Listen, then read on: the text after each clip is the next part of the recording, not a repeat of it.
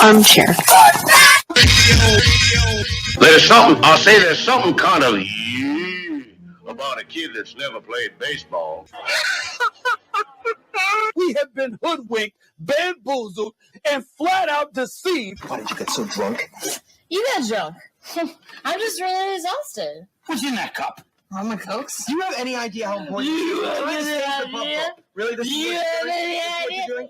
Dude, what do you want to do tonight? The same thing we do every night. Try to take over the world. 106 miles to Chicago. We got a full tank of gas, half a pack of cigarettes. It's dark, and we're wearing sunglasses. Hit it. Armchair. YouTube Live. Radio station. The radio station you can call your own. Do you know what listeners like about our station? I like everything. It's always on my radio. We never stop the music, except for now, when I talk. You're listening to Braves Country with Mac Magee and the Armchair Quarterbacks. We're here live weekdays, 3 p.m. Eastern to 5 p.m. Eastern, WQEE 99.1 FM, The Key, and simulcasting on YouTube.com/@Braves Country. Your first choice for Southern sports. Good afternoon. I'm Mac Magee, and I don't know much, but I know one thing. If you are a sports gambler in the state of Florida, we've got a game changer, baby. Let's go.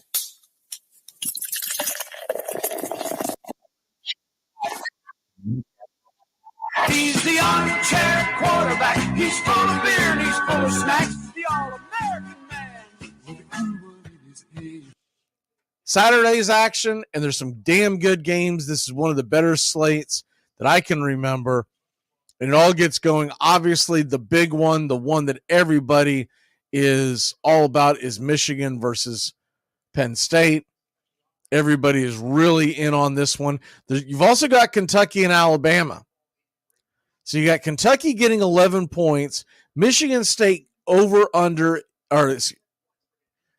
Kentucky's getting 11 points at home against Alabama. Michigan is giving up 4.5 at Penn State. The over-under in the Michigan game is 45. Alabama's over-under is 47. Whenever I see an over-under of 47 and the road team is giving up 11 points, I feel like you're really trying to thread the needle there. I really do. I really feel like that there's not much of a chance that this game is that low scoring. I also believe that Kentucky can hang with Alabama. It is in Lexington. And so I'm going to give you a second teaser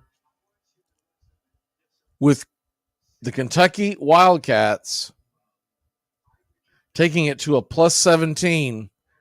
Love taking it to one of those critical numbers. And then you also get Kentucky, Alabama over under 41 is what it'll take to on a tease. So I'm going to take the over to 41, and that's going to be my second tease of the weekend. I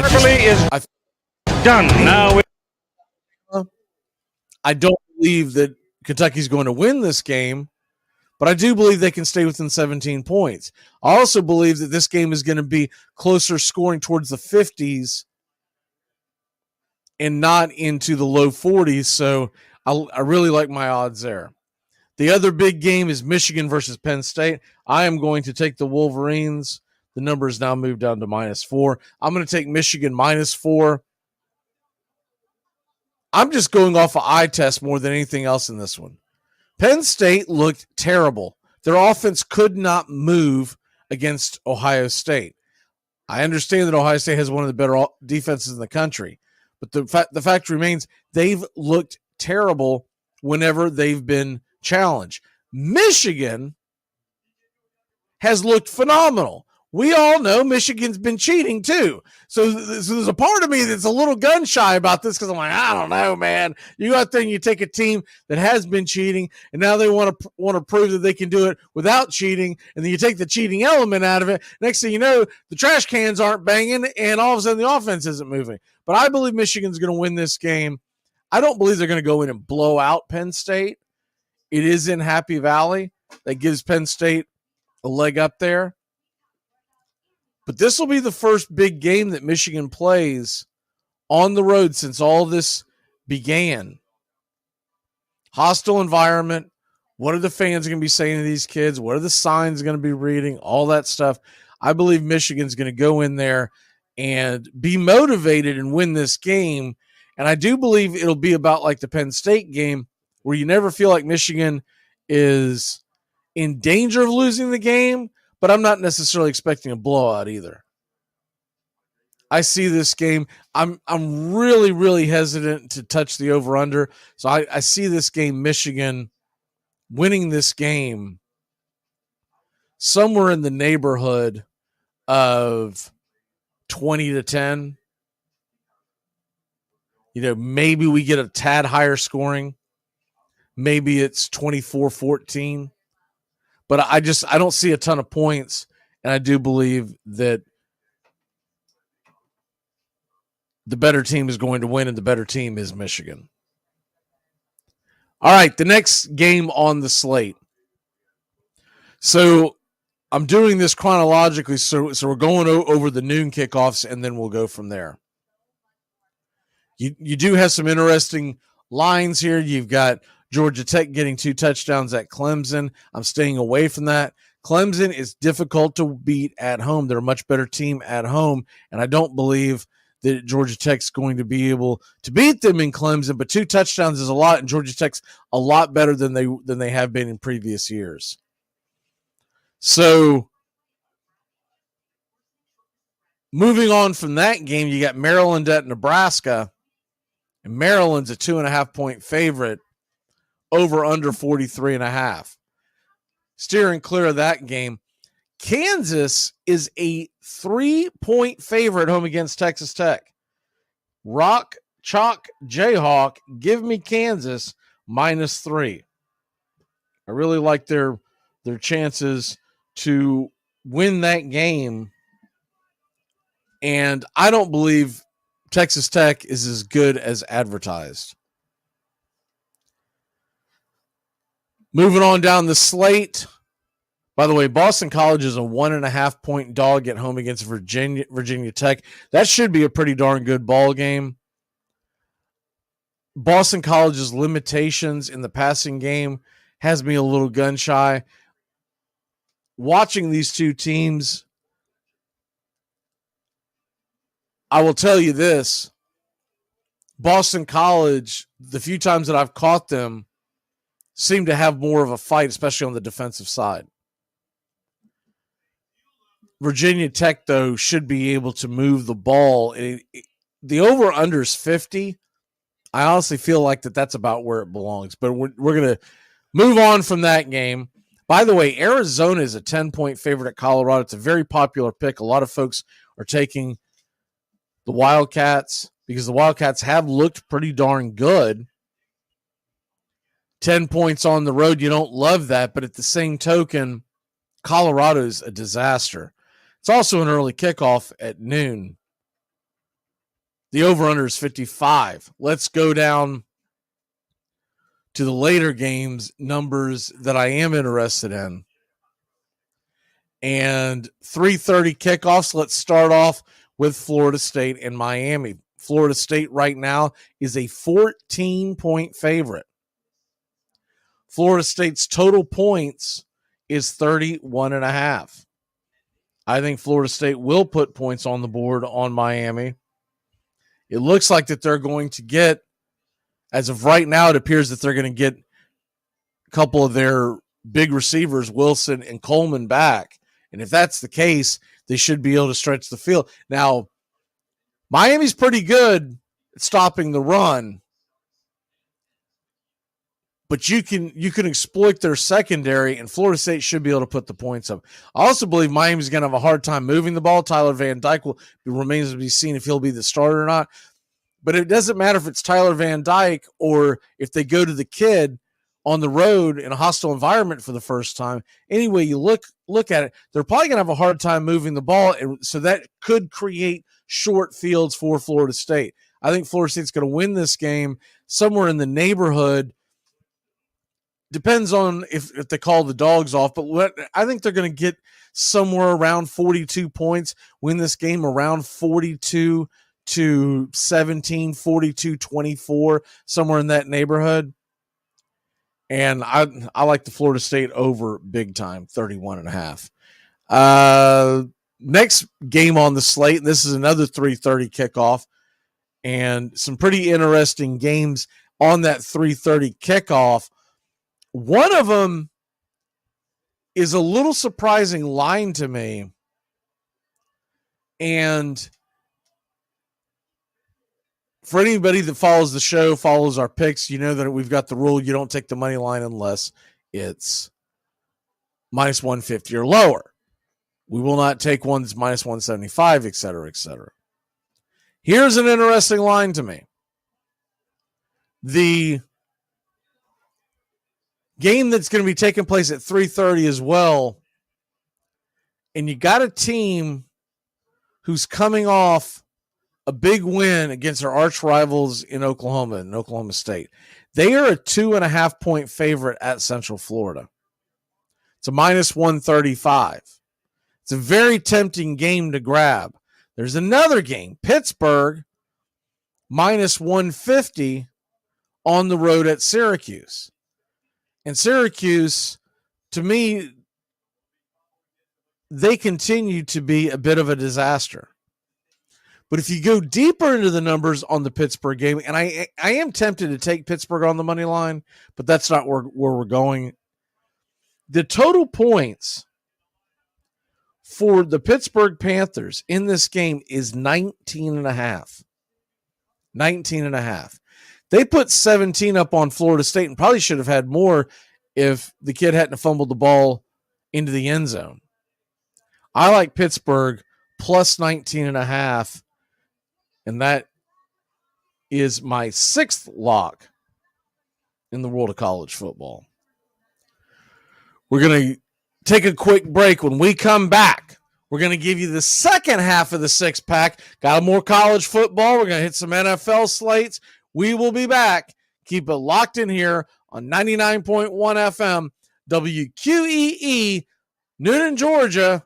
And if you're listening to us on the podcast, please like and subscribe. We'll be back in a jiff. Well, the season's finally here. The Armchair Quarterbacks are back. Saturdays, 10 a.m., you'll be tailgating with the Armchair Quarterbacks. Mac Magee, Joey and Tones, and the rest of the Armchair Quarterbacks live, 10 a.m., Saturdays this fall. Talking college football, SEC, ACC, Big Ten, the NFL, fantasy football advice, and our picks against the spread. Right here on Braves Country HD, 99.1 FM, WQEE. Yeah, the Armchair Quarterback. Hey folks, this is Mark White with The Mark White Show, and you can tune into The Mark White Show every Saturday from 11 a.m. to 12 p.m. right here on Rock 99, WQEE The Key, the home of Southern sports and talk. Are you looking for a reliable dental practice that not only cares about your teeth, but is friendly to work with? How about one that offers great deals and new patient promotions? Well, your search is over. Most Valuable Smiles in downtown Eatonton, Georgia is committed to giving you the biggest and brightest smile. Right now, get a $99 new patient special, including x-rays and exam. Maybe you're looking for veneers. Most Valuable Smiles veneer special includes 1 free veneer with every 5 purchased. Or get that bright white smile you've always wanted by taking advantage of an exclusive $100 off Zoom whitening treatment when you book today. And don't forget that 2022 is almost over. That means most insurance policies will reset by the new year, and to avoid losing that extra money, you need to use it or lose it. Book an appointment today with Most Valuable Smiles in downtown Eatonton to lock in these exclusive deals. Call 706-623-0318 or visit mostvaluablesmiles.com. The play was aptly called The Holy Roller, another chapter in Raider folklore. They were the unquestioned kings of the improbable, impossible victory. Fantastic finishes and storybook endings lent almost a mythic quality to the team. Oakland trails 20-14. 10 seconds left. The crowd takes up a chant of defense. Robisky and Banaszak on the back. Slot right. Branch inside. Bradshaw, Stabler back. Here comes the rush. He sidesteps. Can he throw? He can't. The ball flipped forward is loose. A wild scramble. 2 seconds on the clock. Castro grabbing the ball. It is thrown a fumble. Castro is recovered in the end zone. The Oakland Raiders have scored on the most seamless, unbelievable, absolutely impossible dream of a play. It's not real. 52,000 people minus a few lonely Raider fans are stunned. A man would be a fool who ever tried and write a drama and make you believe it. This one will be relived forever. Armchair. Why, any fool could see he made that first down when he dived. If Howard Cosell came in now, he'd never get out alive. Cause he's the armchair. Welcome back. He's full of beer and he's full of snacks. We are rolling here on a football Thursday, not football Friday. If you're just joining in, we are doing our Salute to Service show tomorrow on Friday. So we're doing the football picks here on a Thursday. First part of the 12-pack, here's your 6-pack of picks so far. Thursday Night Football, we're going to take the Bears +3 and Virginia +26.5 on a teaser. Kentucky +17, the over at 41. So 2 teasers to get you started. Then these are straight-up bets. Michigan -4. The Kansas Jayhawks -3. The Florida State over is 31.5. And Pittsburgh Panthers, their over is 19.5. So there you have that, the first of the 6-pack. And time to get back into some more football picks. I'm going to give you another teaser here. The first part of the teaser is Missouri at home is getting 2 points against Tennessee.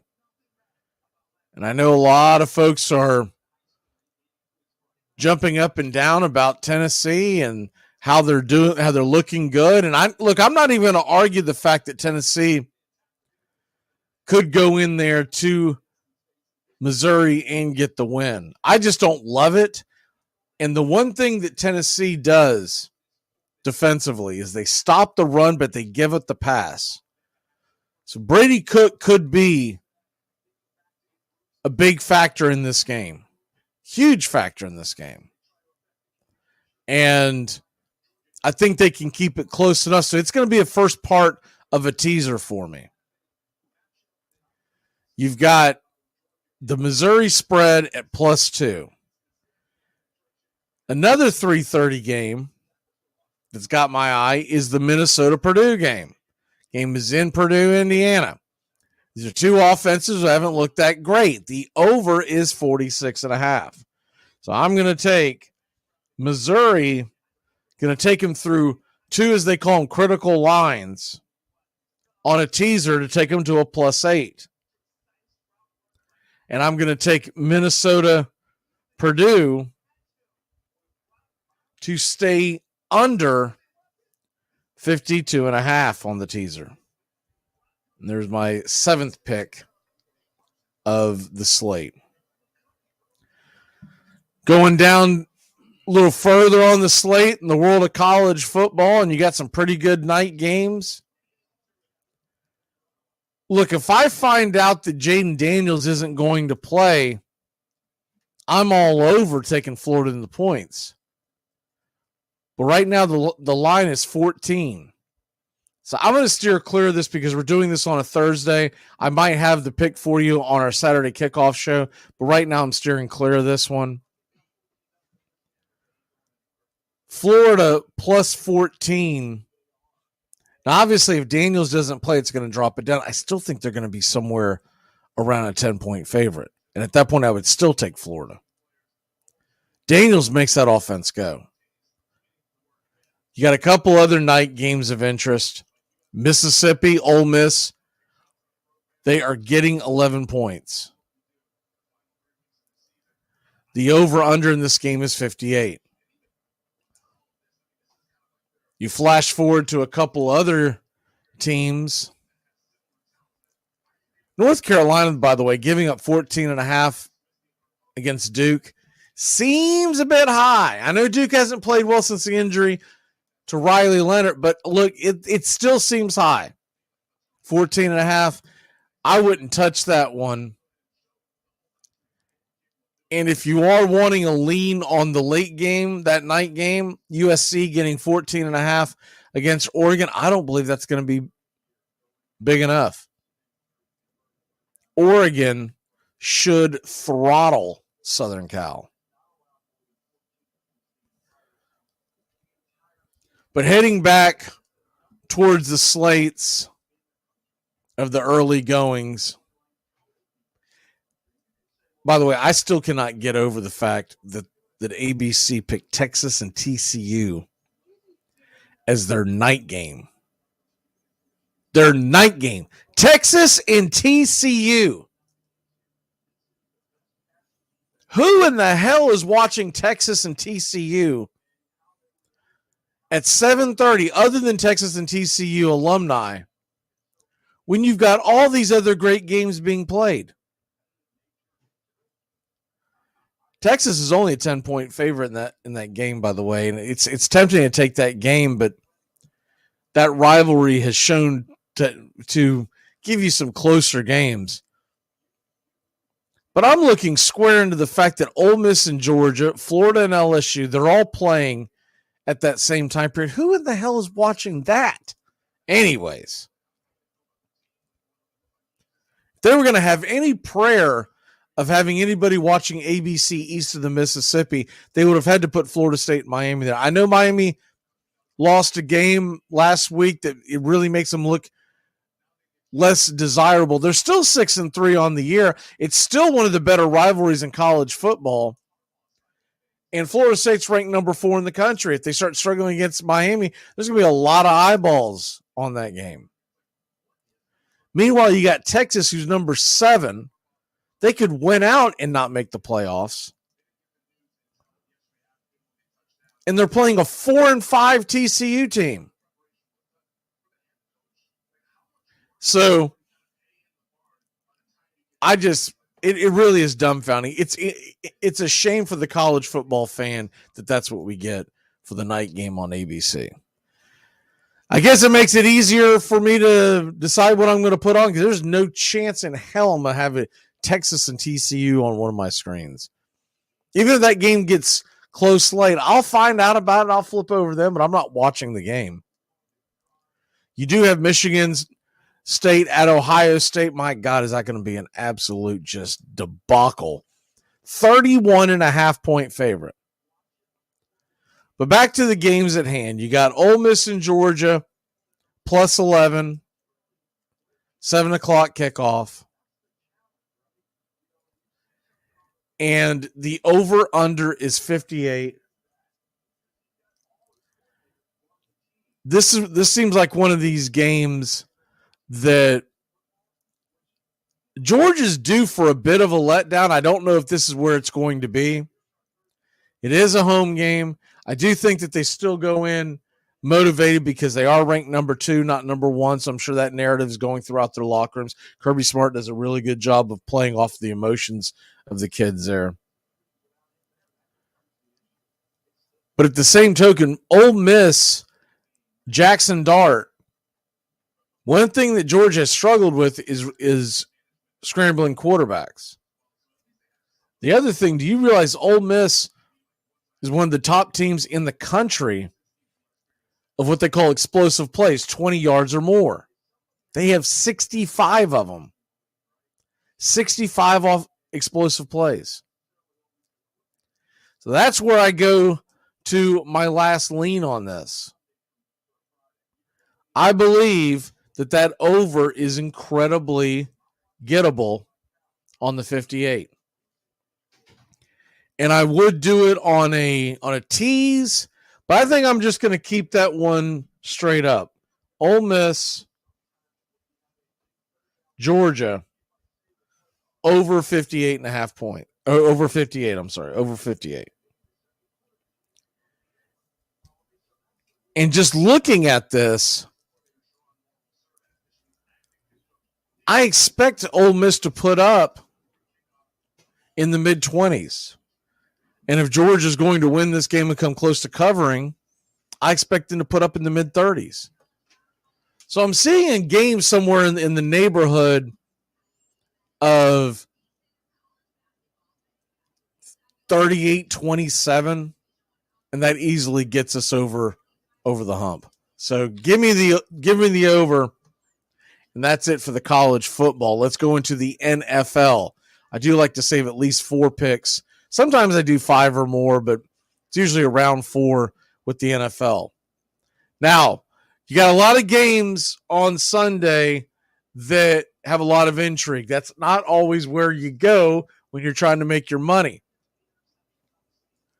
And no other obvious choice than this. The Pittsburgh Steelers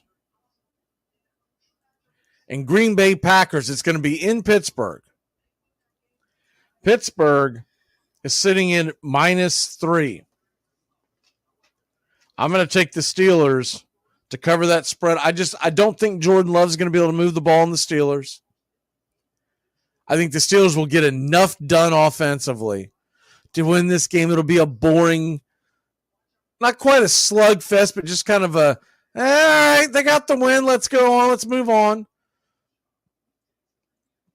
I'm feeling something like a 26-12 type of game. They're probably going to chuck the ball around enough to silence their diva receivers. But all in all, Mike Tomlin's about that W, and I do believe he's going to get that win at home against a Packers team that I still can't believe in. The other game of, I won't even call this a game of interest, but it's a game of interest if you're in the betting world. You got a couple of games here that I think are prime for a good NFL tease. One of them is your Monday Night Football game, the Buffalo Bills. Buffalo is a 7-point favorite at home against Denver. So if we tease that and take it down to the 1 point, basically all you're saying is Buffalo needs to win at home against the Denver Broncos. I mean, come on, let's get that. Let's go ahead and knock that out.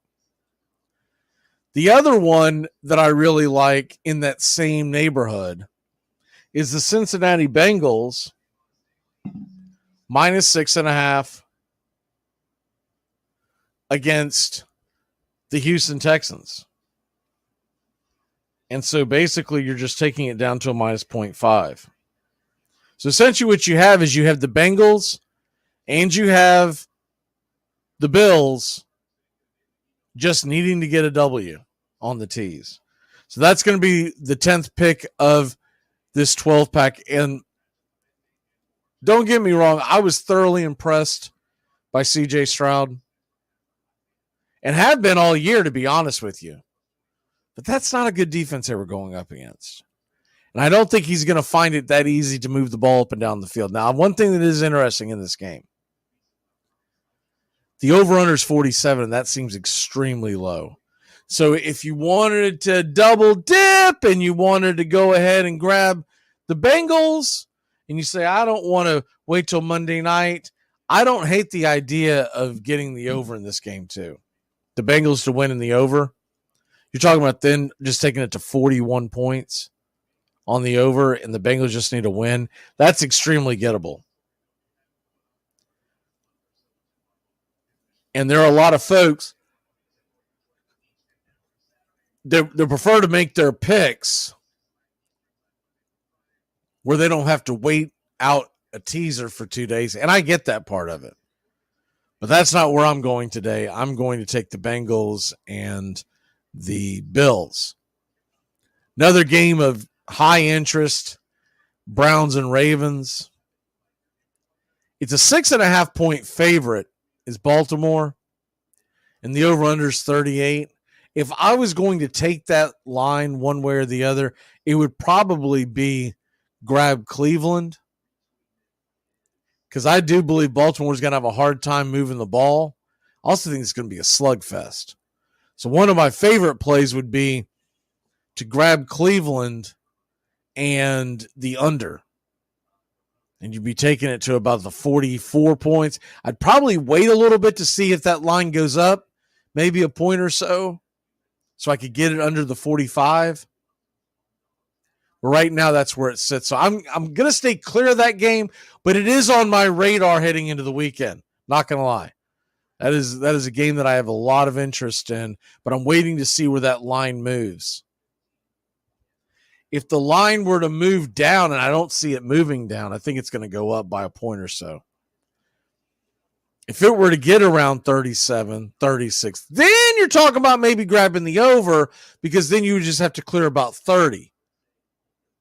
But I don't think either one of these teams is going to move the ball with ease on the other. By the way, that game that's out in Frankfurt, Germany, Colts, Patriots, I have zero interest in this game.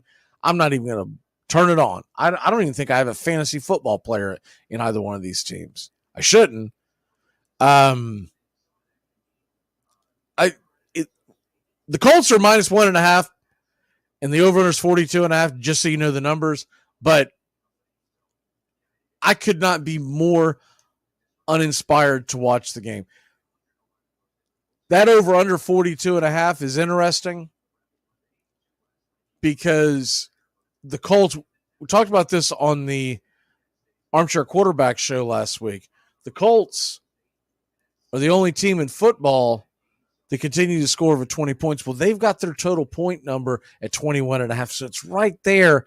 So I don't really see a number that jumps out at me that says, okay, let's grab this. And I think the Colts will score some points. I think the Patriots will muck it up. I would expect the Colts to win this game, but I don't have a lot of faith in it, especially because it's being played in Germany at 9:30 in the morning. All right, back to other games so I can get you my last two picks on this 12-pack. So you've got some pretty interesting games that are going to be taking place this weekend. One of the ones I know a lot of people are going to have a lot of money riding on this one way or the other. The 49ers are giving up 3 points to Jacksonville. Now, typically, I play the West Coast, East Coast thing. West Coast team going east against a good Jacksonville Jaguar team. It's a 1 o'clock kickoff. But the 49ers are coming off a bye. But I don't like that lean either because the Jaguars are coming off a bye. So I don't believe that the time difference is going to play much into this. It's really going to come down to who can move the ball. I play much into San Francisco is going to get this win. I mean, you're on a 3-game losing streak. You're the 49ers. You've got to find a way to turn it around. But I also believe this is going to be a very close scoring game, so I'm staying away from this number. If I was going to grab anything, I do believe the scoring is going to be much higher than 45, but I don't like it enough to make it a lock. Now, a game that I do like, I'm going to go ahead and make this one of my locks as well. You got a couple of games of interest in the later windows. We'll get to one of those here in a second. But as far as the earlier games, this is a number I think we can grab. I think this is one that we can really take advantage of. So if you look at the Falcons game, and they're at the Arizona Cardinals. The Arizona Cardinals and the Atlanta Falcons, the over-under is 43. 43.5. Arizona is their point total is minus 20, or is 20.5 over-under. Falcons over under 21.5. You look at some of the total points that you could grab in this game. Once again, the over under is 43.5. I haven't been impressed with Atlanta's offense. I do believe there's going to be a lot of rust coming out of the offense of the Arizona Cardinals. So I'm going to take the under in the Atlanta Falcons versus Arizona Cardinals. Now, if there's a game that you want to tease it with, I really like that as well, but I don't want to give you all teasers. So I'm going to take the under in the Arizona-Atlanta game. And the last one on the board, we're going to go to, I've been bouncing back and forth on this one because there's two games that I like, but I'm only going to talk about one. You got the Sunday night game, and you got the Raiders hosting the Jets. And one of the things that I do believe that the Jets are going to be able to do the Raiders is wreak havoc and keep it a low-scoring game, a really low-scoring game. By the way, the team totals, 17.5 on both sides. Both teams, 17.5. So it's really strange to have the team totals at 17.5. And then you got the over-under at 37. It just went to 37.5. So 37.5. Looking at that Jets offense and the fact that I just believe that they are ready to absolutely give up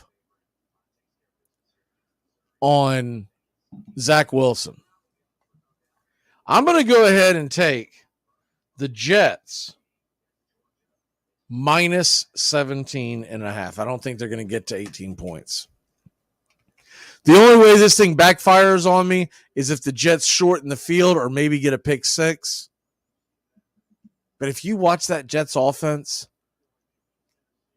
it is atrocious. And the fact that Tim Boyle has not been the starter, named the starter yet for any of these games, tells me that they have very little faith in him as well. So what the hell do you do about that? I don't know, but I do know this.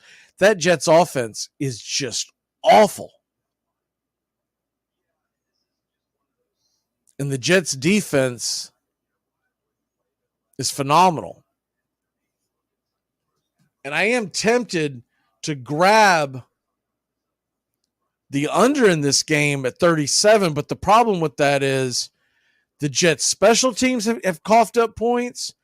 Zach Wilson is bound to make it a short field, so you're not guaranteed that the Jets defense is going to be have enough rest. What about that last touchdown they gave up in the game, which literally was them just basically mailing it in? If you take that out of the equation and you prevent that special teams touchdown, the Jets are trailing 13-6 at the end of the game. They might have had a chance to win it. Now we might get some more information as we get closer to kickoff on Sunday. I'm waiting to see what happens on Sunday evening as far as any kind of news that comes out about Wilson and company. But as of right now, I've got to side with give me the under Jets minus 17.5. If you find out Tim Boyle's playing quarterback, reverse this. In fact, I'll go ahead and state it now. If Boyle, I'll take the over if Boyle's the starting quarterback. But as of right now, here on a Thursday, I got to tell you to take the under. Because if nothing else, I think the team would play inspired with another quarterback. We give them a puncher's chance, and they wouldn't. Maybe they don't have a quarterback who stands there with the deer in the headlights repeatedly. It's ridiculous. Gosh darn ridiculous. All right, that'll do it for hour number one. We're going to step aside.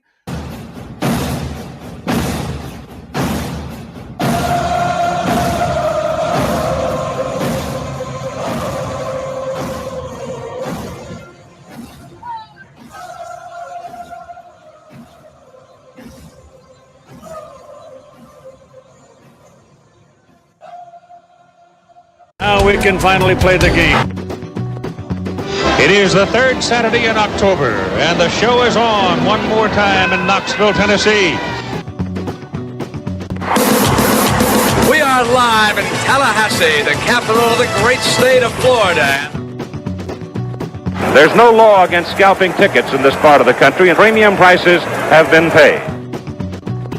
That's Desmond Howard going in motion on 2nd down and 5 for Michigan, playing on real grass at Michigan Stadium. Throw it to the sideline. It is intercepted. Florida State was sitting and waiting for it, and Terrell Buckley has scored a touchdown. How do you do? 56-yarder. Does not have the leg. And Chris Davis takes it in the back of the end zone. He'll run it out to the 10, 15, 20, 25, 30, 35, 40, 45, 50, 45. There goes Davis. Oh, my God. Davis is going to run it all the way back. Auburn's going to win the football game. Auburn's going to win the football game. Oh, the band is out on the field. He's going to go into the end zone for the play. The most amazing, sensational, dramatic, heart-rending, exciting, thrilling finish in the history of college football. California. The throw down, he's going to go deep. And I mean deep. And I mean touchdown, Florida. Tyree Cleveland in a miracle finish. A Hail Mary that's full of grace for the Gators. Barkley trying to bounce it. And does escape. Saquon Barkley in the clear. Still going. Saquon Barkley all the way to the end zone. Electric. 79 yards. It's a 31-30 game, and what does Nebraska do? I have not seen the kicker come on the field, and I don't think he's coming on the field. Tom Osborne made this decision a long time ago. He's decided to go for two and take his shot and win, and I commend him for it. This is for the national championship for Nebraska.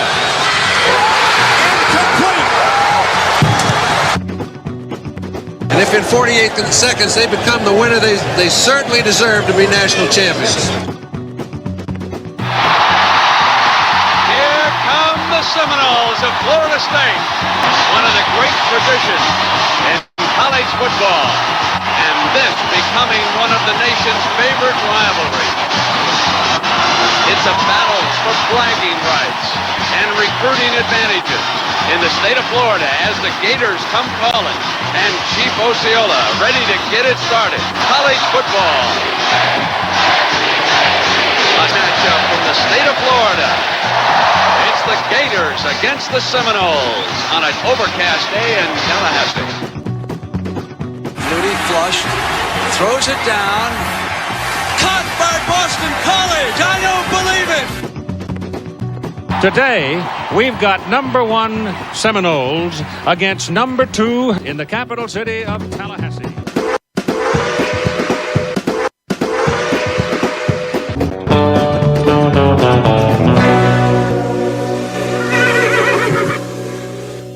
Yeah, the armchair quarterback. He's kind of fun and he's kind of fat. The all-American man. With a cool one in his head. Good morning. We got Bobby on the way. He's having some technical problems. Joey and Tones are on a plane. I can't even remember where they're going. Those guys go on more vacations, but they are on a plane, so that's why they are not here today. That's why we're starting a little later than normal. Bobby will be on here in a second. He said he was having to set up his computer, so we'll see what's going on with that. And, of course, we've got Trosh will be here in just a bit. Doug is on the way. We're going to talk college football. We're going to talk the big game. Nah, not the one you're thinking of. We're going to talk Florida State, Miami. Let's get it. Still waiting to see if, so for folks who may not be paying attention to what's going on in the world of football this morning, if you're just kind of waking up and getting things going, there was a report that this goes off of the Jim Harbaugh suspended for 3 games in case you missed that last night. There is a report out there that says that he is appealing that suspension. And with that being said, you got that suspension. We're waiting the ruling on it. He is close by at the stadium right now as we speak. Now, if anyone else hears it before I do, please throw it into the chat. It would be much appreciated. But he is evidently close by, and if the suspension gets lifted, remember, their game starts in 90 minutes. So if it gets lifted, he will head to the stadium. So I'm assuming he's essentially right outside the stadium somewhere. And they appealed it to a Michigan judge, and waiting on that right now as I continue to update and keep going on. Let me see here. 18 seconds ago, Dove Kleiman, assuming this is breaking news, will not be coaching at Penn State today. Michigan offensive coordinator Sharon Moore will serve as head coach. This comes as there will not be a ruling today in Jim Harbaugh's request as a temporary restraining order. So that's pretty interesting. He put in an appeal yesterday, and now they're saying that he is not going to get the ruling. Look, my take on this is we all know that Michigan cheated, and we all know that realistically he deserves a suspension. But at the same token, here's Bobby. As we welcome Bobby in. Mr. Bobby, how the hell are you, sir? I'm doing great. How about you? Good. Do we know who the Gators are playing today? Yes, we do. They're playing at LSU, unfortunately. Probably not going to be a good game. We're pretty big underdogs in this one, and we haven't been good on the road. So prepare for the worst. And it does look like I believe that Jaden Daniels is set to play. So I can't imagine Florida going in there and shocking the world. That Florida defense has been pretty shaky at best. That's about the nicest thing I can say about it. Yeah. And Jaden Daniels, for my money, I know a lot of people are on, Drake May, Caleb Williams, et cetera, et cetera. For my money, that's the guy that I would draft. If I was starting a team this coming year, I've watched him several times. Yeah. And I am more impressed by what he does on a football field than any other quarterback in college football. I think he'll be a good value pick. I'm sure he'll go in the mid rounds. In the mid draft rounds. I don't think he's going to go too high just because of the age factor. And I don't know. I think there's going to be concern of whether or not his style translates to the NFL. I think he'll be a good value pick though, wherever he ends up. Well, agree to disagree on that one. I think after he hits the combine, you're gonna be seeing a guy going very high. Possibly. I look at him, and he's first of all, he's very accurate with his passes. That's number one. Yeah. He's an unbelievable athlete. Can't argue that. Why do you think the age factor is going to hold him back? Just because older quarterbacks, quarterbacks who have been around in college football, they don't tend to go. It's not as bad as the NBA draft where if you stay until your senior year in college basketball, you're destined to be a second-round pick. But there is an age factor with him that he's been around for a little bit longer, so of course he's going to have that experience and play a little bit better than. And his steal and his room for improvement isn't going to be as high compared to guys like Caleb Williams and Drake May. How old is he right now? Do you know? Let's see. You're saying age factor. I mean, you're making it sound like he's like Chris Winkie. He's about to be 23. Oh, he's 23. But that's in terms of college quarterbacks going into the NFL. I mean, most of these guys are out of there by the end of their junior year. You are a babe in the woods, man. You think 23 is an age factor? I think it is. I think it is. And I'm just, or not so much the age factor. I'm talking about like his experience in college football. I think he's had more room to improve in college football. He's not going to have as much room to improve in the NFL. I don't think he can, but it's just his ceiling won't be as high compared to guys like. I see it totally different. I see Jaden Daniels is a more polished product, a guy who's going to be ready to start for you in week one. If the Titans didn't already have Will Levis and he looks like he's going to be the real deal, I would be excited for the Titans to jump on him. I'm going to tell you right now where I would love to see him go, and that's the Atlanta Falcons. Atlanta Falcons need a Jaden Daniels in that offense. Someone with a threat like that with his legs. Well, I'll tell you what, if they're looking for that, they might. Are you playing this because you want him to fall to the Cardinals so the Cardinals can trade away Kyler Murray? No, definitely not. Or Jaden Daniels, come on, man. Not a chance. No, I could see him going. If he has a good combine, and I know Hendon Hooker had an ACL tear at the end of last year, so that affected his stock, but I could see him going in that Hendon Hooker range. Hooker had more to do with the fact that he wasn't going to be able to play this year. Yeah, which fair enough. But he's the guy. He had great talent, and I know the ACL tear is part of why he dropped. But great talent. He played great, put together a great season at Tennessee.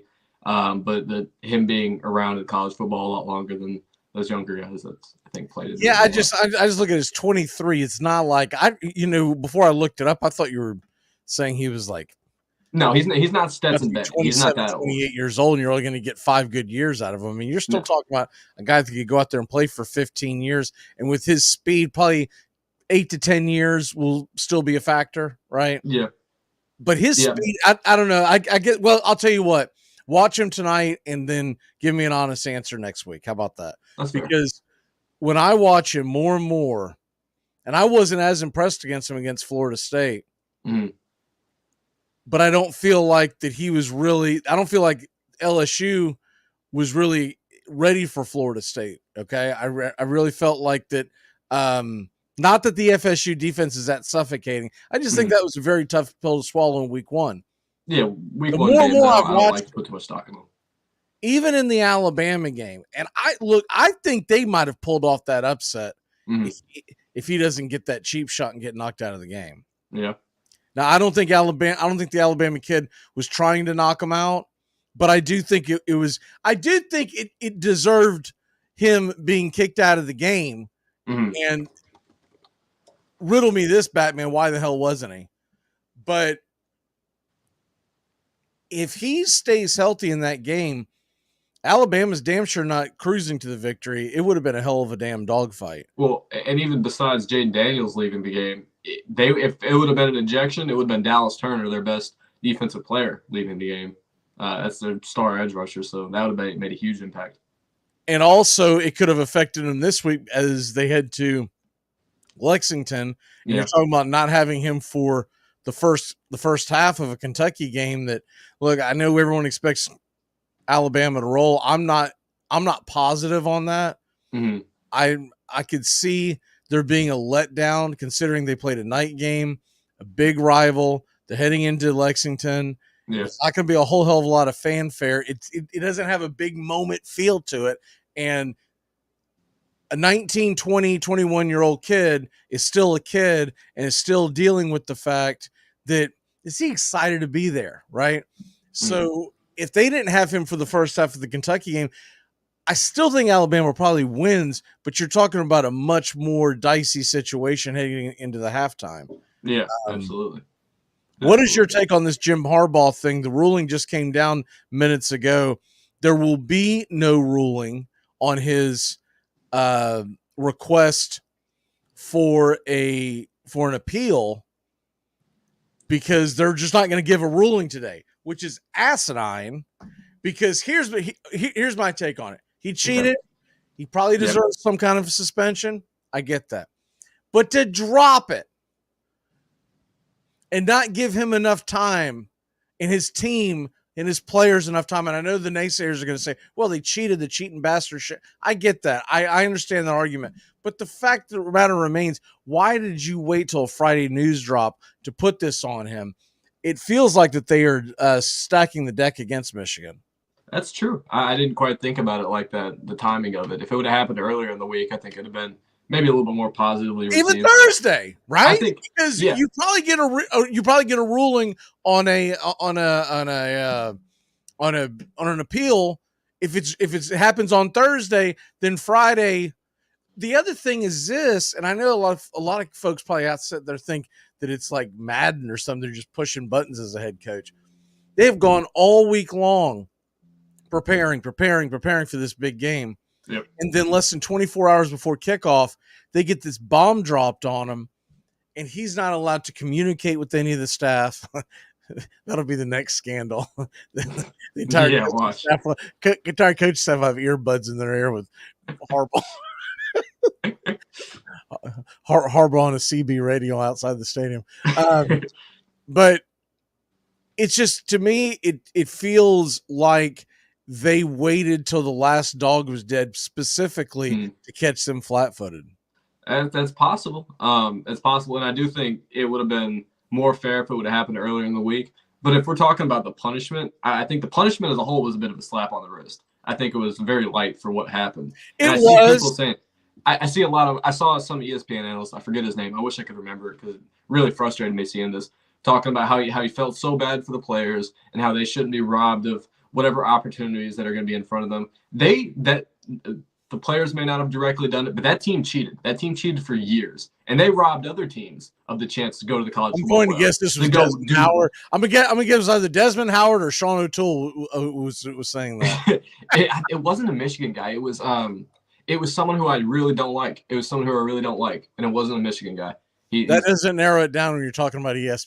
Yeah, there's a lot of them I don't like on ESPN, but I'll text it to you afterwards. I remember he said it, and it frustrated me so much. Was it? It wasn't off of his show, was it? No, it wasn't. It wasn't. It was I sent it to my friend too. I wish I could remember it off the top of my head. Trying to light Mac Magee, and I can't help but feel like I'm watching just a really bad version of a WWE pregame show. Yeah, he's all fluff. Yeah. Like he started off this morning doing the Georgia Bulldog fight song, right? Or I guess it's not considered their fight song, but their chant, whatever the hell it is. Yeah. And he plays to the crowd, and he's good at it. I'll give him that.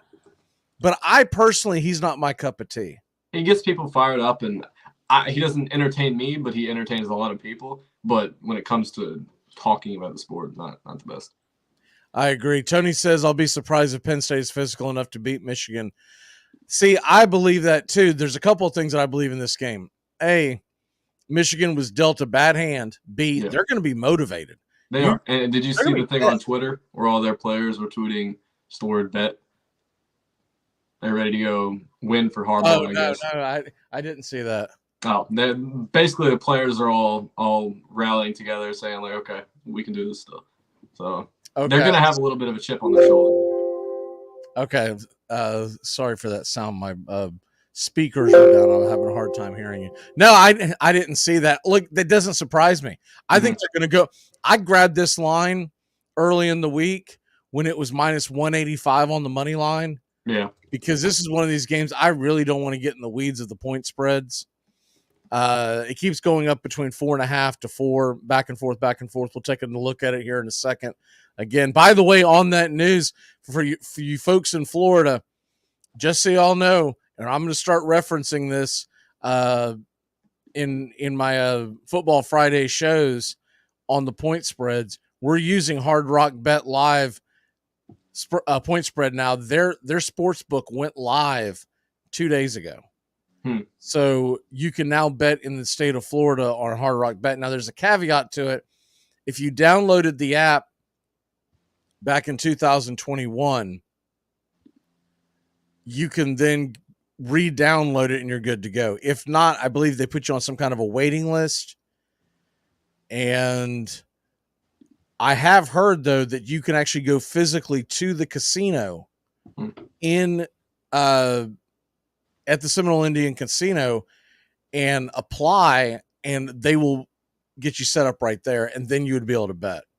So I don't know how many casinos there are. I've never been to a Seminole Hard Rock casino. I believe there's one in Tampa, but I don't know how many there are. So that's another option as well. I was able to get it to go, and I'm good to go. Steven will be with us here in a few minutes, and he says he's still sitting in limbo waiting to get approved. I figured because he's got one of those poverty Android phones, and they're not letting him get. There's something going on. You better wear headphones today, like you're talking about. I mean, it's always something with Androids, and Android users will always try to sell you on it and say, "Oh, it's a better product. You don't understand. It does this and that." No, Look how far the camera can zoom in. Right. There's always something going on. There's always a glitch with it. I mean, everything to do with an Android, not just the phone, but everything to do with Android is an absolute S show.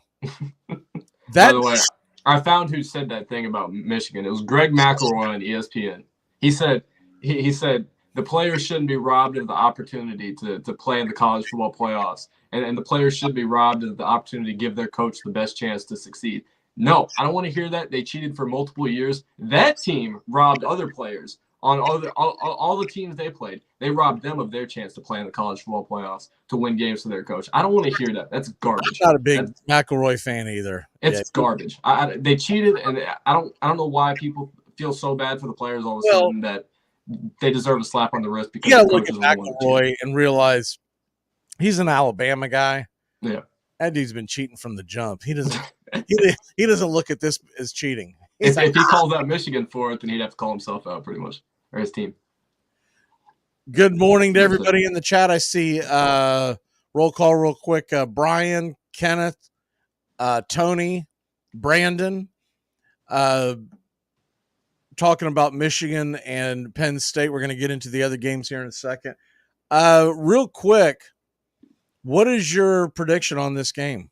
On the Michigan-Penn State game? Yeah. I'm going to say Michigan gets out of there with a win, and I hate to say it because I'm going to be rooting hard against them.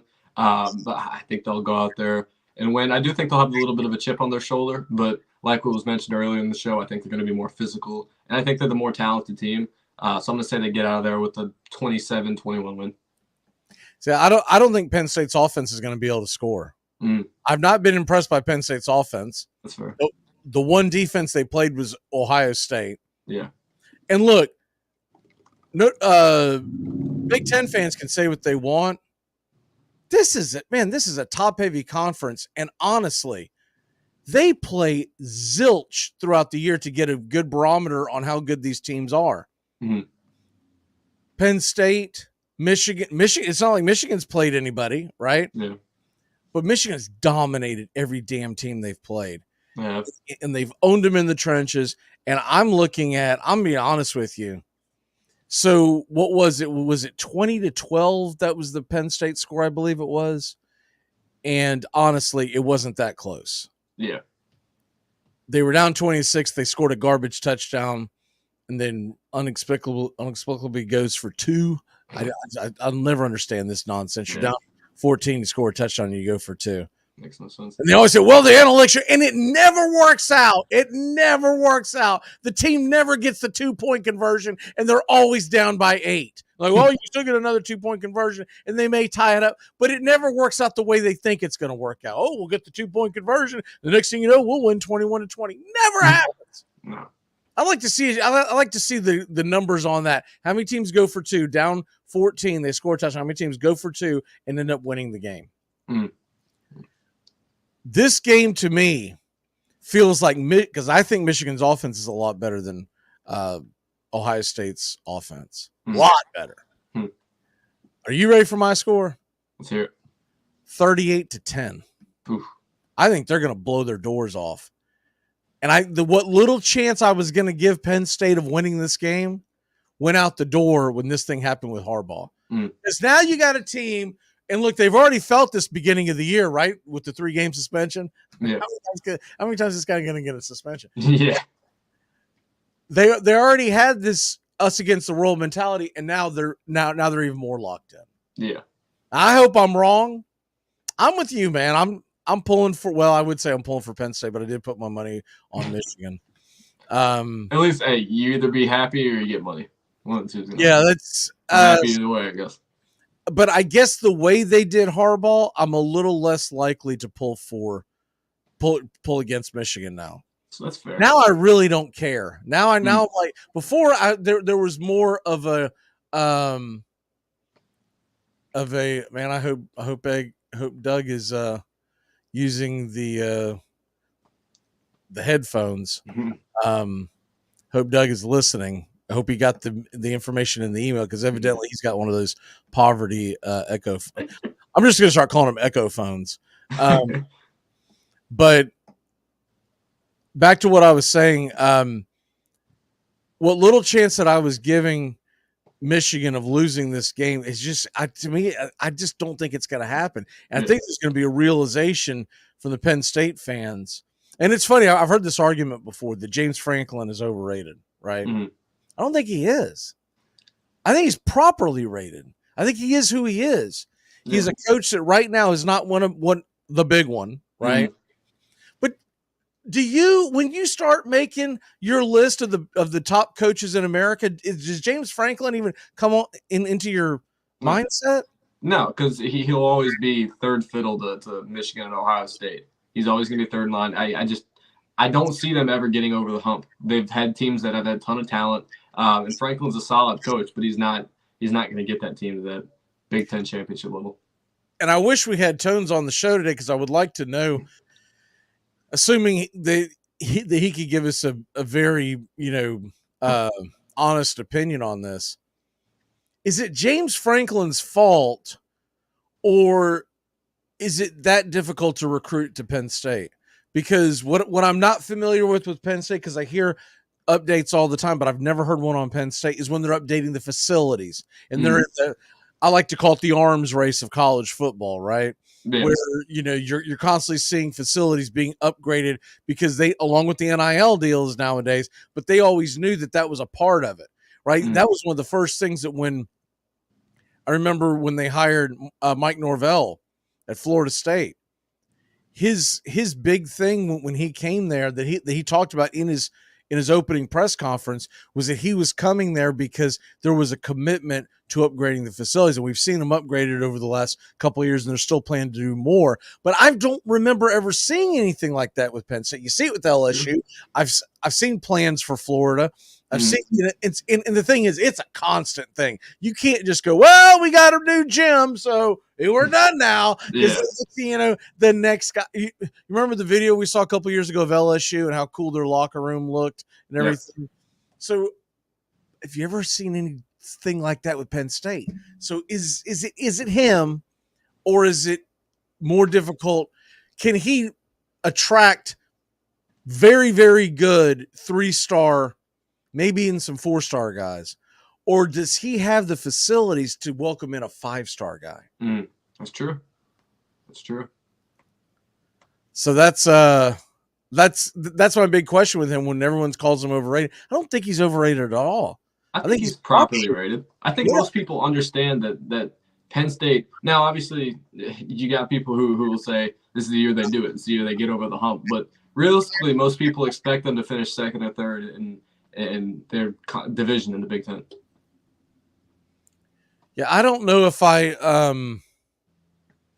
believe that he is ever going to be at a situation at Penn State where he's going to have the upper hand when it comes to the recruiting battles of Michigan and Ohio State. Yeah. Now, this thing spins out of control and gets a little uglier when you welcome in USC and UCLA, all those big schools from out west.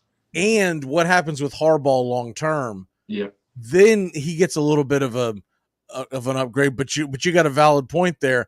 You bring in USC, you bring in Washington, you bring in Oregon, who's got more than God with Nike everywhere. Yeah. That's going to be an arms race, and I just don't know if they're going to be able to win. I don't think so. But I do believe this is going to be a blowout. I think it's going to be the Florida LSU game. What's your score in that? Oh, geez. Don't do this to me. I'm going to say 38-20 LSU. I've got LSU winning this one pretty comfortably, but I do think it's going to be a shootout because I still think Mertz is going to put some points on the board. I think it's going to be a little funner game than what Gator fans might be expecting. I think you're going to see a game where you might even have a chance to win it in the fourth quarter. Just depends on how it goes. I'll lean on the fact that I think LSU ends up probably winning by 2 possessions. Yeah. It's a tight one, and it's one where they have to put one away at the end. Give me LSU to win this one like 45-35. Just an up and down battle. This is assuming that Daniels is good to go. Yeah. And we will talk about the poverty program of the Miami Hurricanes next, as Steven is on the way. I see Brian's little pathetic comment, And hey, we got good news in Seminole country, baby. The poverty franchise of the Hurricanes are in trouble. Johnny Wilson and Keon Coleman are a go. They announced it this morning. We will be back in a flash.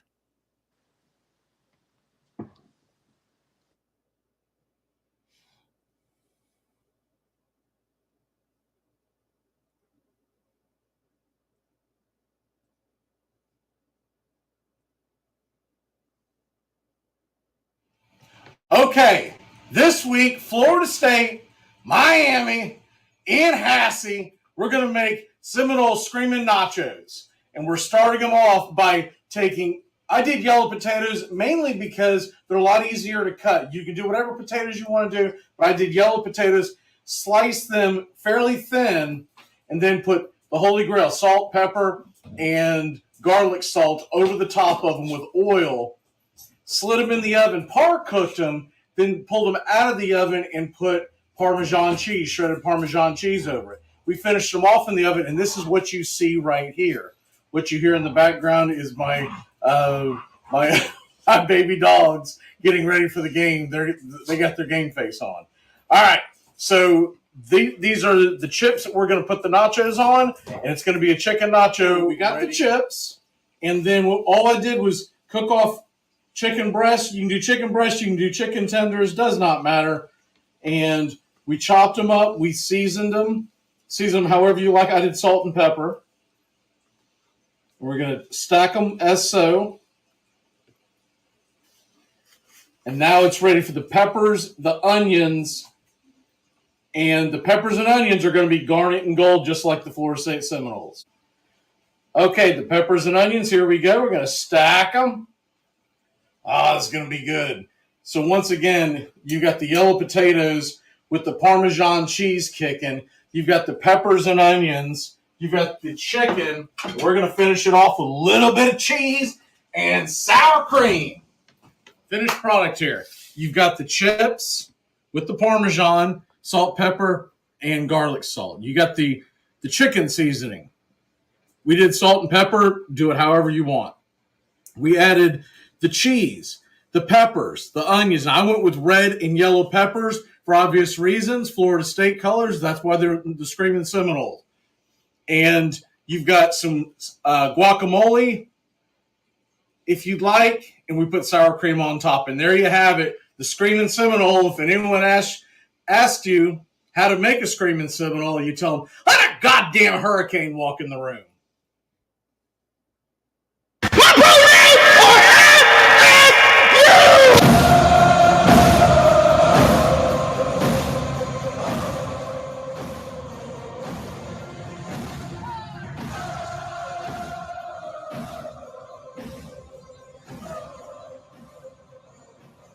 Welcome back. Let's see. Now, Doug, did you get our memo about it says that you have a poverty phone. The what are those things called? Androids? And there's a possibility of an echo. I tried to run it through a different server. I hope that helps. Okay. It sounds okay. So, and they may have fixed it, but I did get the alert as soon as you jumped into the room that it was big flashing letters said poverty phone alert.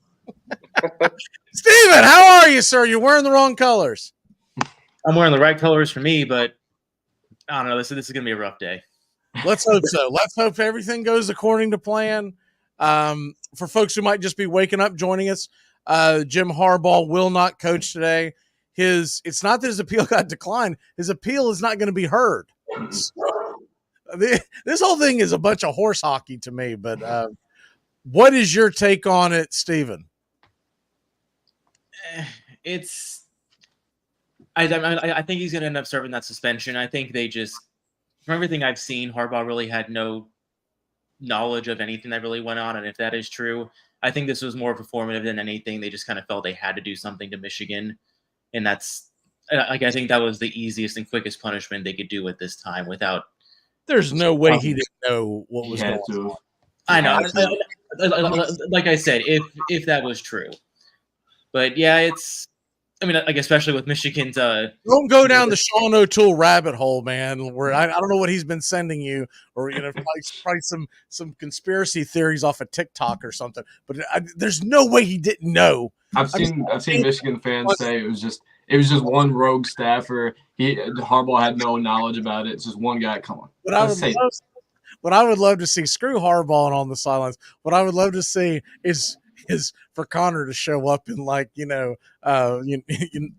his disguise. Yes, some kind of a disguise. Yeah. I was trying to think of the guy's name.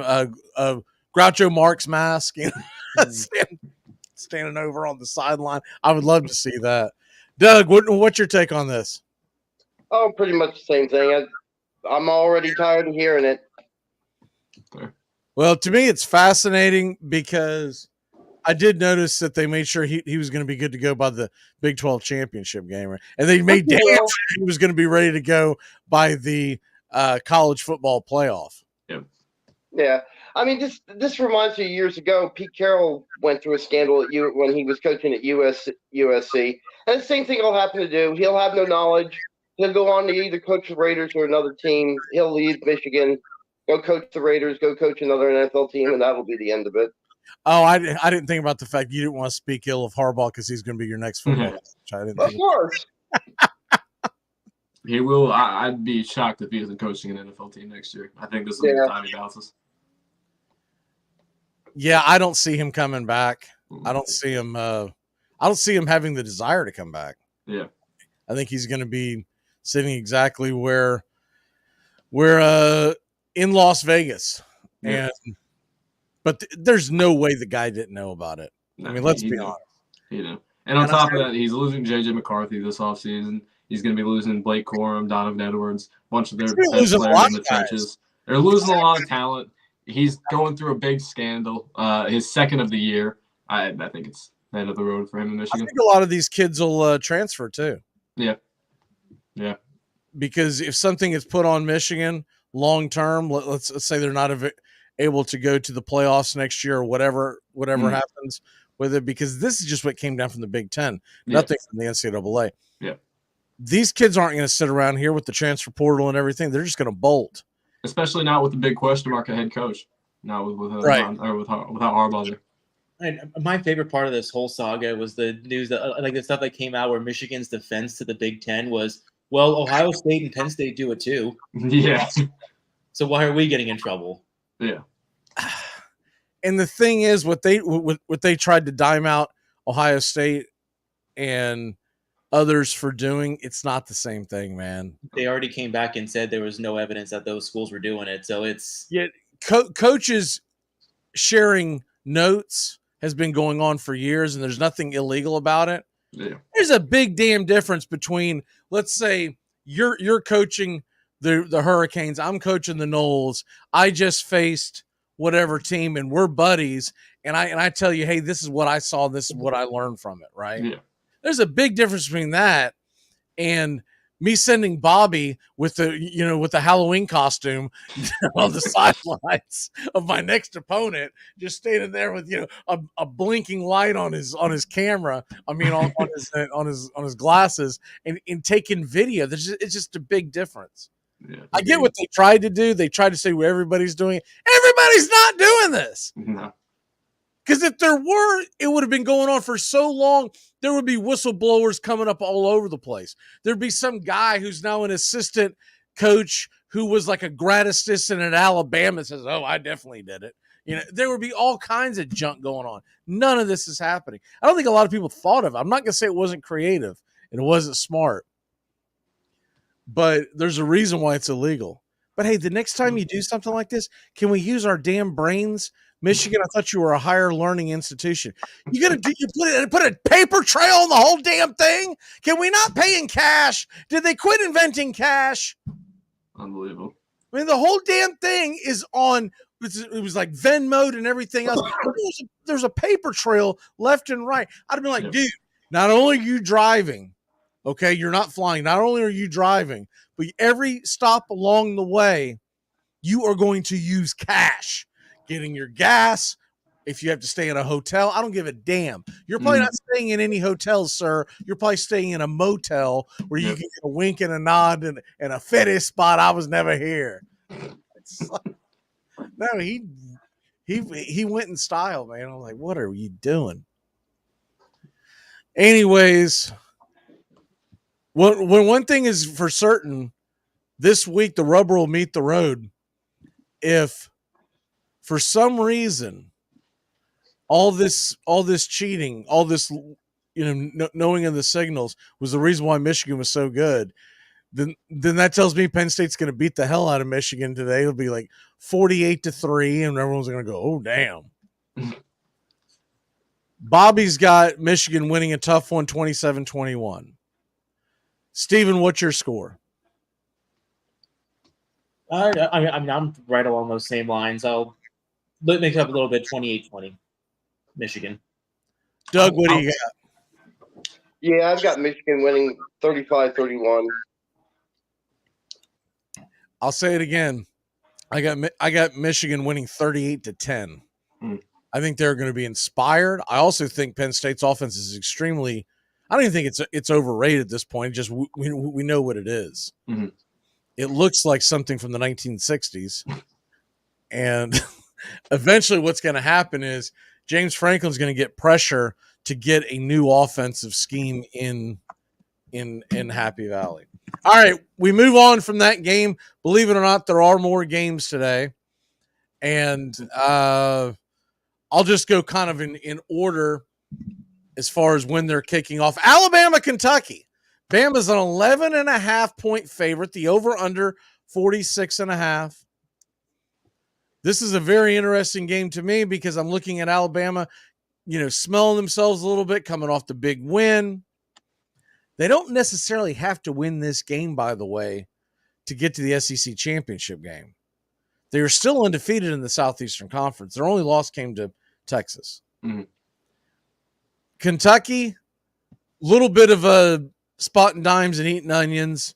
They're 6-3. They're 3-3. You don't really know what Kentucky team you're going to get from week to week. Is it the team that got the doors blown off by Georgia when they faced a big foe? Or is it the team that throttled Florida the week before that? Or is it the team that right after that, they get their butts handed to them in their own house by Missouri? Or is it the team that gave Tennessee a hell of a game and only lost by 6? Mm-hmm.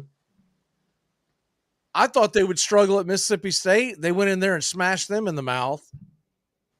I think they could catch Alabama sleeping coming off a big win last week.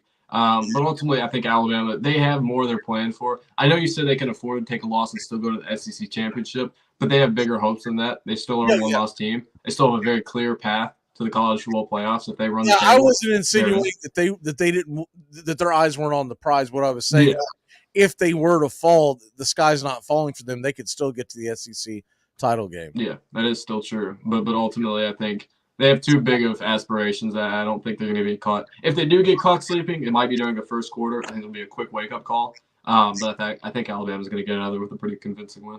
Give me a score. Let's say 35-20. So you're saying take Alabama minus the 11.5? Yeah. I think you're also saying take the over 46.5. Doug, what say you? Yeah, I'm pretty much in the same mindset. I mean, like I said, from week to week, you don't know which Kentucky you're going to get, and I don't think they're going to get the good Kentucky this week. Take the over, take the 11. I'm saying Alabama wins 30-13. Steven?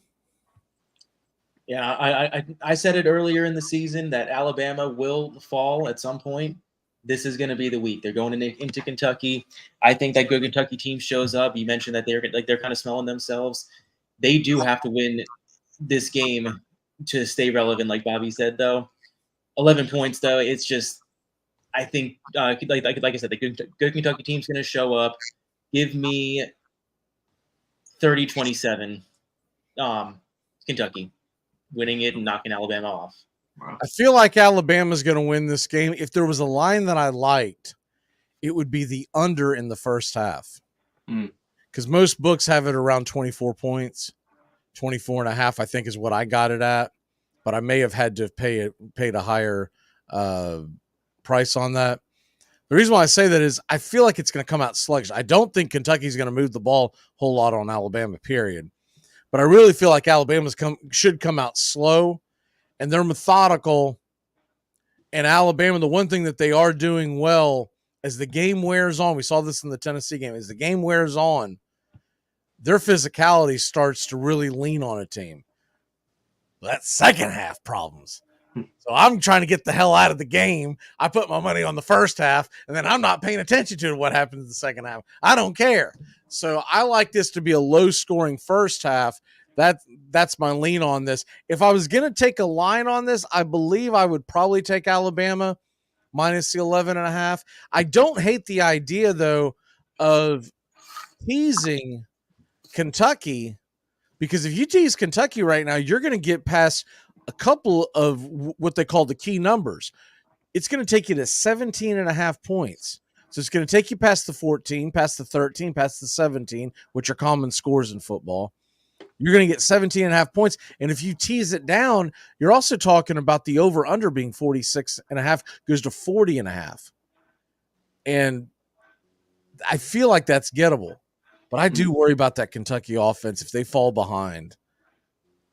Your only chance is if Kentucky owns the game going in the very beginning, and it's a slug 'em, punch them in the mouth type of game where they can continue to run the football. If they fall behind 1 or 2 scores, do they panic? Do they abandon everything? Do they start chucking the ball around? And the next thing you know, it's a Milrow type of day. Yeah.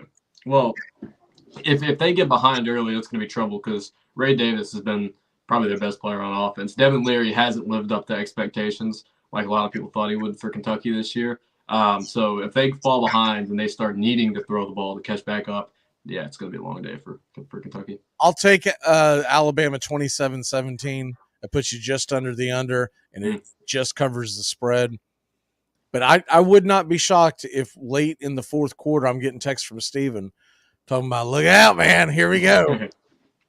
Which will be the last text that I'll read from Steven, because once that Florida State-Miami game kicks off, I ain't looking at my damn phone the rest of the day. And if we win, I ain't going to be screwing with them because that's just become my code. But if we lose, I damn sure I might have to go to an unlisted number. Let's go ahead and I'll tell you what, right before we get to that one, we do have a couple other games of interest in that noon window. Arizona, anyone giving Colorado a chance to upset them? It's in Colorado. It's a 9.5 point spread. No. Nope.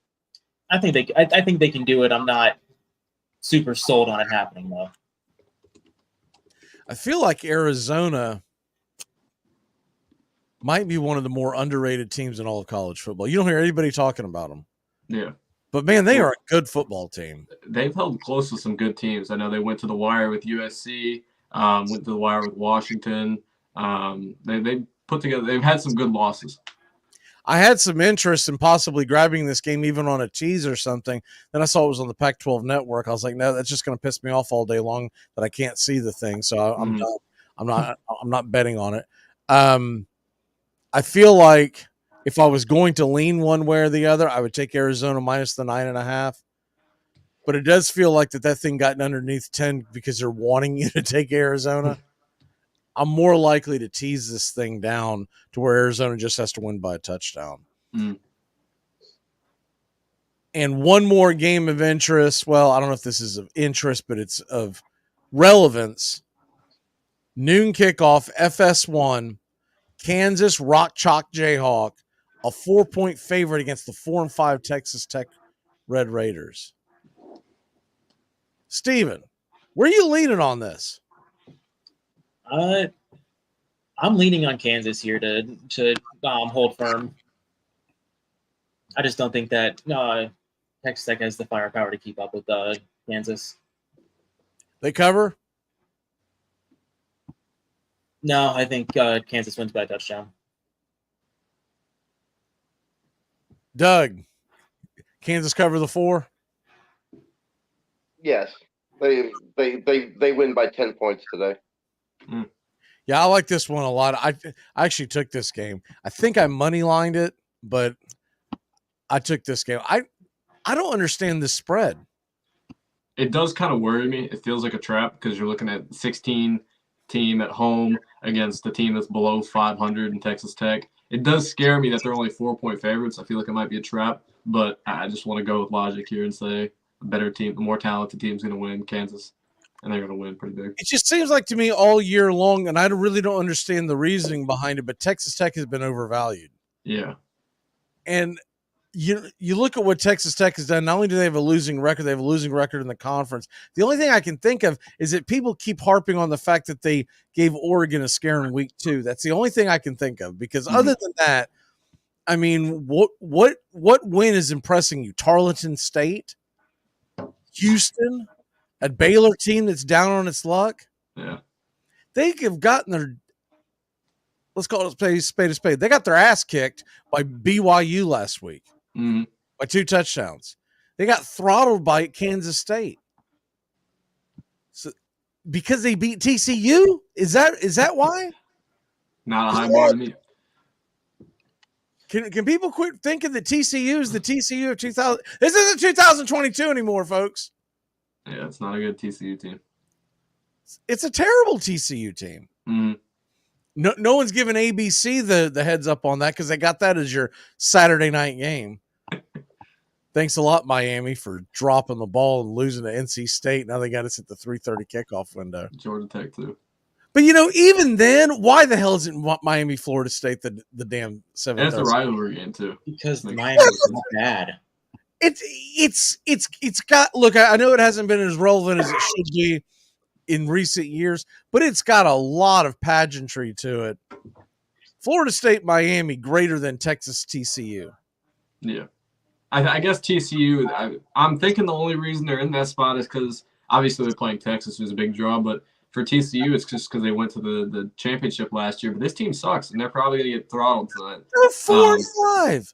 It's a 12-point spread. What are we talking about? Yeah, it's ridiculous that they're in that slot.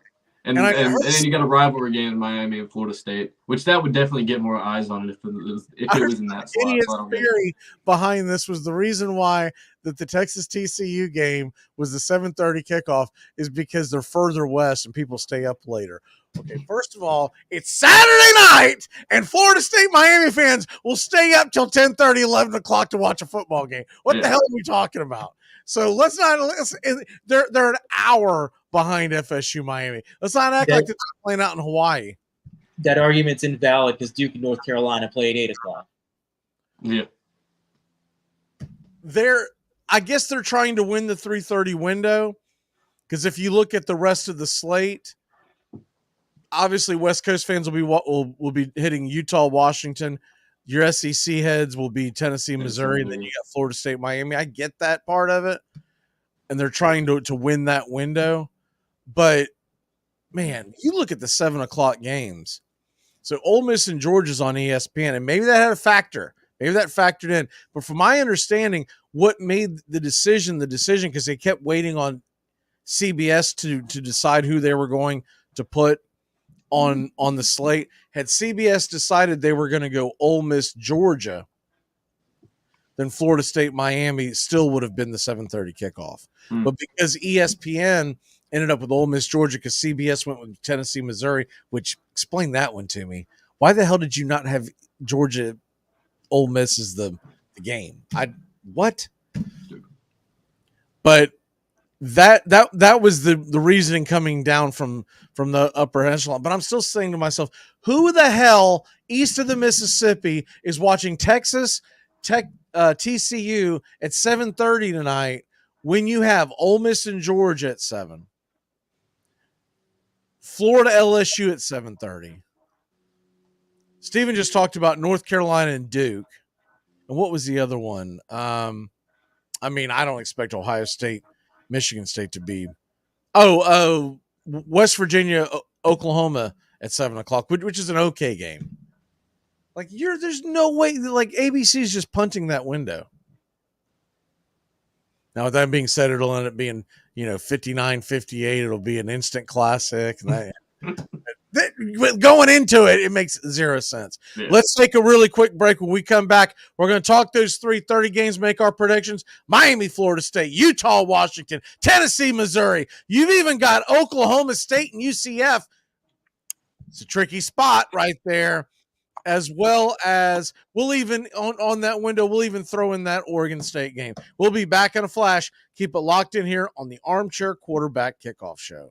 Stupid interviews. Hey, you're a member of the Buffalo Bills. How does it feel? Well, it's a blessing. I want to thank God. Going to try to do my best. It's a great organization. And I'll say the last 80 guys said. So, yeah. Hockey season, and that means new merch over at OurDragonsMerch.com. Get the latest designs and some of our fun new souvenirs ahead of what's sure to be a great hockey season. Celebrate another season of River Dragons hockey by getting a new look to wear on game days, or surprise the big-time sports fan in your life with a new keepsake that will make them a River Dragons fan for life. Order online right now at OurDragonsMerch.com. That's the letter R, DragonsMerch.com. We'll see you at the rink. It's the best in sports and entertainment, and get locked in and locked down with Rhino Radio Penitentiary, 7 a.m. to 10 a.m. with your host, me, Ryan O'Neal, each and every morning, right here with the best in sports and entertainment, all the way from professional sports to college sports to River Dragons hockey and everything in between, including some of the very best local and national guests. It's the Rhino Radio Penitentiary, 7 a.m. to 10 a.m. Monday through Fridays, right here on 99.1 FM WQEE.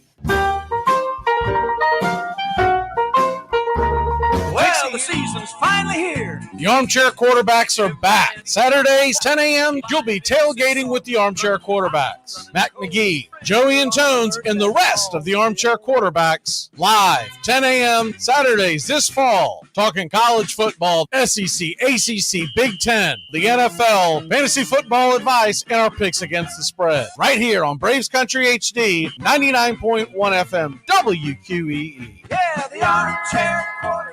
Are you looking for a reliable dental practice that not only cares about your teeth, but is friendly to work with? How about one that offers great deals and new patient promotions? Well, your search is over. Most Valuable Smiles in downtown Eatonton, Georgia is committed to giving you the biggest and brightest smile. Right now, get a $99 new patient special, including x-rays and exam.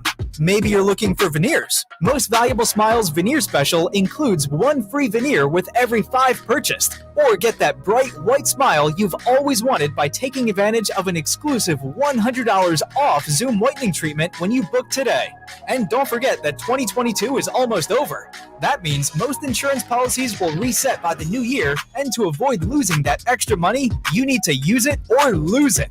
Book an appointment today with Most Valuable Smiles in downtown Eatonton to lock in these exclusive deals. Call 706-623-0318 or visit mostvaluablesmiles.com. Yeah, I'd like to bet $100. You want to pick a team? No, just take it. Cause he's the armchair quarterback. He's full of beer and he's full of snacks. The all-American man.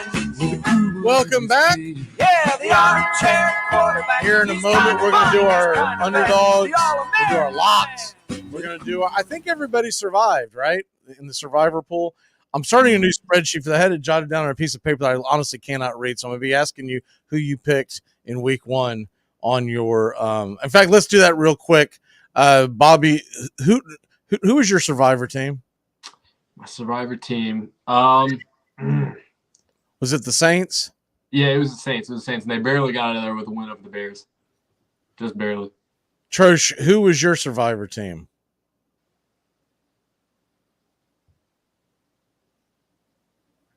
Is Trosh still there? Steven, you're muted. No, like my bad. I had the Saints. Okay, that's what I thought. And then Doug, who did you have? I think I had the Saints too. That's what I thought. I thought most people had the Saints. You went different to just be the odd man out. It worked out. Tones had the Browns. I had the Browns. And Joey had the Colts. Joey had the Colts, and they Colts won, right? Yep. I mean, I have it in front of me. I just Colts easily won. Yeah.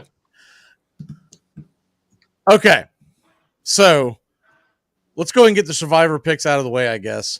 Just so y'all know, I did get the survivor picks from Joey and Tones. They were on a plane heading to I don't remember where. I feel like they're going to a game, but that could be wildly wrong. And they are taking both of them are taking the Dallas Cowboys this week. Yep. Steven, who is your survivor pick this week? I mean, I was going to go the Cowboys. That just feels like the easy pick. But let me get. Let's see. Who do I want to jinx here? Bobby or Doug? Take the Miami Hurricanes if you're going to jinx somebody. Take the Falcons. Now, give me the Raiders. The Jets are just not a good team. I think the Raiders they have a little bit of fire under them with Antonio Pierce heading them up. That's true. Okay, it's an interesting one. Well, and I think that the Jets locker room is getting fed up with Zach Wilson and Robert Saleh refusing to bench him. Why the hell haven't they at least tried Tim Boyle? It doesn't make sense. I can't wrap my head around it. He must be just an absolute disaster in practice. I mean, it's Tom DeVito starting. Yeah, like he can't be that bad. Yeah, and if he is, go pick someone else up. That's what my theory would be. You'd think at least at one point you would have seen Wilson benched in the middle of a game and saying, "That's it. We've seen enough. This is just horse crap." Last week should have been it. And I'm not going to put that loss all on Wilson because the offensive line, they were missing 3 of their starters. They were a sieve. But still, there's just goofy ass throws that he makes that you're like, dude. Terrible. They are going to die on that they're going to die on that hill. Yep. They're going to be on that unemployment line. They'll keep Hatchet because that's who Aaron Rodgers wants, but everything else is going to get gutted. You think they got rid of Mike White just so they didn't have to have this controversy with Zach Wilson? I guess they knew people were just going to be begging for him. I guess, but Mike White would have been the perfect scenario. Yeah. A guy that could just get him through games. Now, the problem with White was he finally got his opportunity a couple nights. He couldn't stay healthy. So is that someone you could have leaned on? Now, at the time, beginning of the season, I would have loved the idea because you would have thought you were just buying 1 game, 2 games till Rodgers was coming back from some minor injury. Now that it's in a full season, I don't know if Mike White has what it takes to go a full, but man, couldn't be worse than what we're looking at. I know that much. Yeah. I mean, at this point, I'd damn near go Wildcat.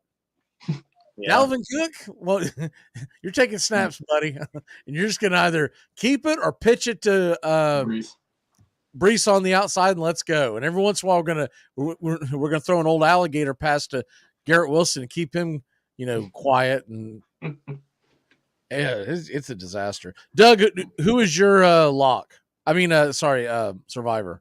Survivor. I've got Buffalo over Denver on Monday night. I like that one. By the way, if you're looking for a weird lean in this game, a weird bet, do you know who leads all of the National Football League in most touchdowns scored in the first possession of the of games? Most scoring proficiency. It's the Denver Broncos. Wow. The Buffalo Bills have given up the 5th most points in the first possession of the game. So I don't know if you can find it on your book, but if you can find something to the effect of you might just want to take the easy way out and take the Broncos in the over in the first quarter. It's probably around 3 points, but they've been very efficient. What that tells me is that Sean Payton does a great job of game planning, and then it all falls apart at the end. But eventually, he goes from game planning to crap. Russell Wilson, what the hell? Did someone say the other day that his big ass contract doesn't even kick in until next year? Oh Jesus! I'm pretty sure that's what I heard. I don't know if it was our show. I listen to so many podcasts during the day when I'm working that I just I consume a lot of this nonsense, but I'm like, what? Anyways, by the way, I have one of those YOLO bets this weekend. Which one screws me? All right, I've already gotten the first two where I took the Boston Celtics and SMU to just get the win. So what I do is I bet off percentages, and whatever that percentage is, that's the money I put down. I don't always put down like an even 50 if it's telling me that I should go, 52, whatever. So usually at the end, I've got a little like extra left over, and I had $2 and I think 3 cents left over, something like that. I was like, all right, I'm going to do a YOLO. So I took the Boston Celtics and SMU to get the win straight out. Which one of these screws me? These are all money lines because I just wanted to be able to check the scoreboard later. A couple of them are underdogs. Most of them are favorites. This is Arizona, Wisconsin, Oklahoma State, Arkansas, Utah, Wake Forest, Boston College, and Kansas. Which one screws me? Utah. Unfortunately. You think Utah screws me? You picked Utah? Yeah. Yeah. I'm going to go with Church on that one. I think that game's going to be close, though. I don't mind Utah plus 8.5 or whatever it's at. Yeah, I think they cover. I just don't think they have enough firepower to actually pull it off, especially with it being in Washington. Mm-hmm. That's kind of the obvious one. Is there another one that you're like, uh-oh, man, what the hell are you doing betting on that team? Let's see. You got it off so many at the end. I don't even know. Arizona, Wisconsin, Oklahoma State, Arkansas, Wake Forest, Boston College, and Kansas. Wisconsin. Who does Wisconsin play? Northwestern. They should win that. Oklahoma State may screw you over. I'm thinking Wake. Mm. Yeah, I think Oklahoma State will win. UCF's been pretty bad in the conference games this year. Yeah, just the Oklahoma State play. Were they playing UCF this week? Yeah. Yeah. It's a tough one. It's a tough one. The only reason why I even went that direction, and I get what you're saying, Doug, is it's kind of a selfish play. They were my dark horse. If folks remember, they were my dark horse to make the Big 12 championship, and their fate's now in their own hand. They lose, there's going to be chaos because you're going to have a lot of 2-loss teams fighting for that final spot in the last few weeks, and I don't even know who the hell wins all those tiebreakers. Yeah. The UCF, Gus Malzahn, the Fighting Malzahns, they scare me. My biggest concern is Oklahoma State going on the road after a big emotional win against Oklahoma. It's true. Are they ready to rock? I guess my thing with UCF is you look at their record and they're 4-5 on the year, which isn't bad, but they're 1-5 in Big 12 games. They've been playing terrible within the conference, and I think Oklahoma State's just going to outmatch them. Do they cover the 2.5? No. I think Oklahoma State does, yeah. Not UCF. Okay. Doug's on the UCF side. What side are you on, Steven? Minus UCF. 2.5? What's that? Yeah, I'm on the UCF side. Yeah, that was one of the coin flip ones. But when you're taking Utah on the road, that's kind of like the least of my worries. I'm just thinking, man. First of all, I was not as impressed by Washington. They really look Penix, man. He was not the story of that game. Everyone keeps wanting to pat him on the back. That rushing attack. What that one kid read for 256 yards, 4 touchdowns. Woo! Yeah, they've had some games that have no business being as close as they are. I know they beat USC by 2 scores, but it was a 10-point win. They only beat Stanford, who's been bad, by 9. They beat Arizona State by a touchdown and a 2-point conversion. I mean, UCF playing might games way too close. I'm sorry. Oregon might score 90 tonight. Yeah. That's gonna be ugly. Ugly, man. Good Lord. They're my favorite team to throw in a teaser. How is that a 10:30 game? Because no one cares at this point. Just because of how bad USC has been, it's just there's no. Oh, yeah. That would be a 7:30 game if USC had won even one of those. previous games. I'd rather see it than Texas TCU. I can tell you that. With all like, all right, like with everything we're saying, TCU, just go bet the house on it. They're winning tonight. It's gonna be game of the year. I don't, man. If you think Caleb Williams was crying last week, wait till the end of this game. It's gonna be full blown mountain tears. I can't remember if I told you all tonight. I know I jotted it down. My survivor pick will be the Dallas Cowboys. Yeah, same here. I didn't get mine in, but yeah, I think that's the obvious one. I know it's a boring pick, but they're going to smoke the Cowboys or the Giants. Well, I don't know how many times I'll be able to pick the Dallas Cowboys, so I'll, might as well get it. Well, Man, hey, DeVito looks like a dumpster fire. Yeah. What's that? If Dallas loses, I win. Did anybody else pick another team? Doug picks. He picked the Bills. Bills. Yeah, I got the Bills Monday night. So if the Bills and the Cowboys lose, then there you go. If the Jets can find a way to score 8 or 9 points, you lose. Okay, the Raiders aren't that bad. That defense is that good. And Doug's like, we'll see. Yeah, not find out. Not recently. Not if they're giving up on Salah. That's true. And I do think they have a little bit of a fire lit under them because of their new coach, but yeah, not confident enough in the Raiders yet to put my survivor pick on them. Well, when the over under in this game is 36.5, that tells you a lot. You know what's even crazier? The Cowboys, I'm seeing them as 17-point favorites, and the line is 38.5. Jeez. Who thinks the Giants are scoring that much? Yeah. That's going to be like a... How the hell are we not getting flexes already, by the way? No offense, Doug, but who wants Jets Raiders as a Sunday night game? I guess when they set that up, they were thinking Rodgers versus Devontae Adams. Thankfully, everyone will get a good night's sleep on Sunday night. I guess we can look forward to that.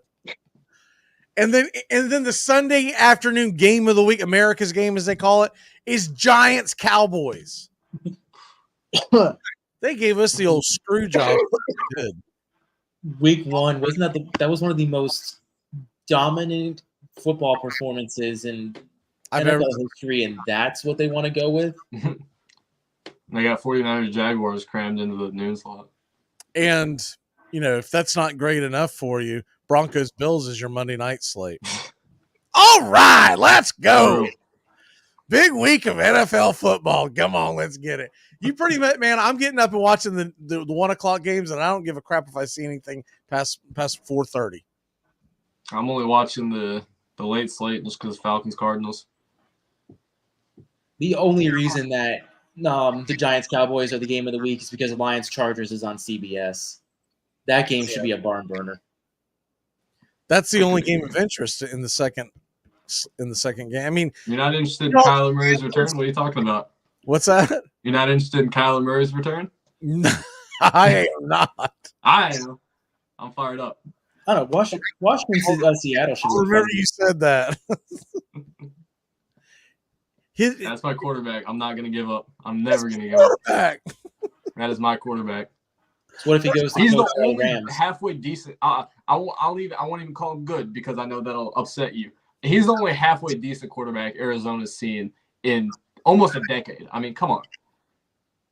I don't have much out here. No Drew Stanton? Okay. Personally, if I'm the Cardinals, I'm seeing if anybody would be foolish enough to trade for his contract, and I'm drafting someone new. You'll see, man. Hey, when he was at his peak, he was one of the best quarterbacks in football. And that's the truth. That was like 3 years ago. It was in 2021. It was only 2 years ago. He was one of the best quarterbacks in the NFC. And he didn't have a coach. I saw him talking about in his press conference. He said he would come over to the sidelines sometimes, and he didn't name names, but there would be a certain coach. His name may be Cliff Kingsbury, who wouldn't look like he would know what's going on. Cliff Kingsbury was a disaster of a coach. I want to see him with a real NFL coach before I really assess him. That was just a mess. This is the same guy that was playing Xbox and stuff and not reading his whatever, man.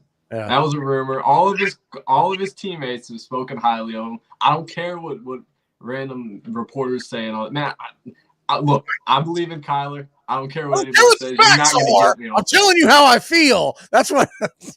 You're not getting me off it. And Kyler's going to come back and he's going to look great. You'd be better off with Cabe Klubnik, man. I'm just telling you. He'll prove you wrong. As the better quarterback, Kyler or Will Levis? Kyler Murray. Oh, Will, definitely. Stop it. It's not even going to be close. I'm excited to revisit this. The day will come. You'd be better off with Haynes King. Do you know who he is? Yes. Oh. He's taking snaps for Georgia Tech today. And I only know that because it just flashed across the screen a second ago. People forget how good Kyler was when he was at his peak. It was a fun 3 games. Yeah. It was half a season. And look, he had an injury midway through the season. It derailed the season, and it went terribly. But when he was at his peak, he was a top 3 quarterback in football. He was the MVP frontrunner, leading an 8-1 team. And he's done all of this. He's had the worst one of the worst coaches the league has seen in the last 5 years in Cliff Kingsbury. He was dreadful, and he had to deal with that for his entire rookie contract. He's finally got a halfway decent coach.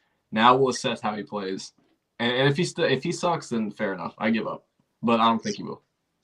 On a serious note, I hated to see what happened to Robert Williams III.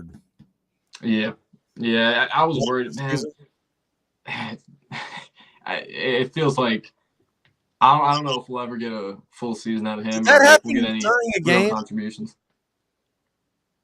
Did his injury happen during a game? Do you know? I think it was. I want to say. They said it was his knee. It was his knee. I think it was like before the season started or something. He re-aggravated. I don't know, something like that. But I know it wasn't in his bad knee though. It wasn't in the one that he I think tore his meniscus or something in the other year. It was the opposite leg, which arguably ACL wasn't it, or do I have that wrong? No, it wasn't an ACL. It was something. It wasn't that severe of an injury, but it required surgery. And obviously, the season's a waste for the Blazers, so they're shutting him down. So, okay. It doesn't look good for him though. His knees are torn up. Bullet dodge for my Celtics, but I hated to see it because I was a big man. I remember watching him at Texas A&M. There was a game I watched where he was just lighting it up. I was like, I like this guy. And he ends up on my favorite team, but unfortunately, he doesn't seem like he can play. He's fun when he's healthy, man. Yeah. He's just an athletic freak. Yeah, and great defender. But I'll be honest with you, man. This is the most excited I've been about the Celtics in a long, long time. Yeah. I'm glad you're sitting down, Bobby. Do you know what I did the other day? What'd you do? I bought the NBA League Pass. Matt was telling me about that. Matt was telling me about that. Celtics play. That's how much I'm invested in this season. I've watched almost every game so far. Yeah. Yeah, Matt was telling me all about that at work. And he's telling me a story about how he bought a League Pass after the Celtics won the championship in 2008, I think, not realizing that they'd be like nationally televised for every game.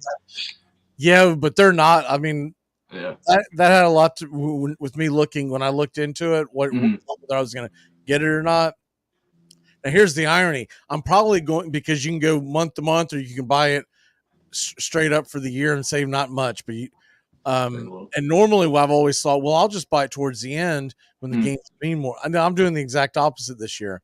Nice. Because I got to thinking about it. I was like, okay, so I'm going to be more likely to consume this when we are in these cold months and there's not a lot to do outside, et cetera, et cetera.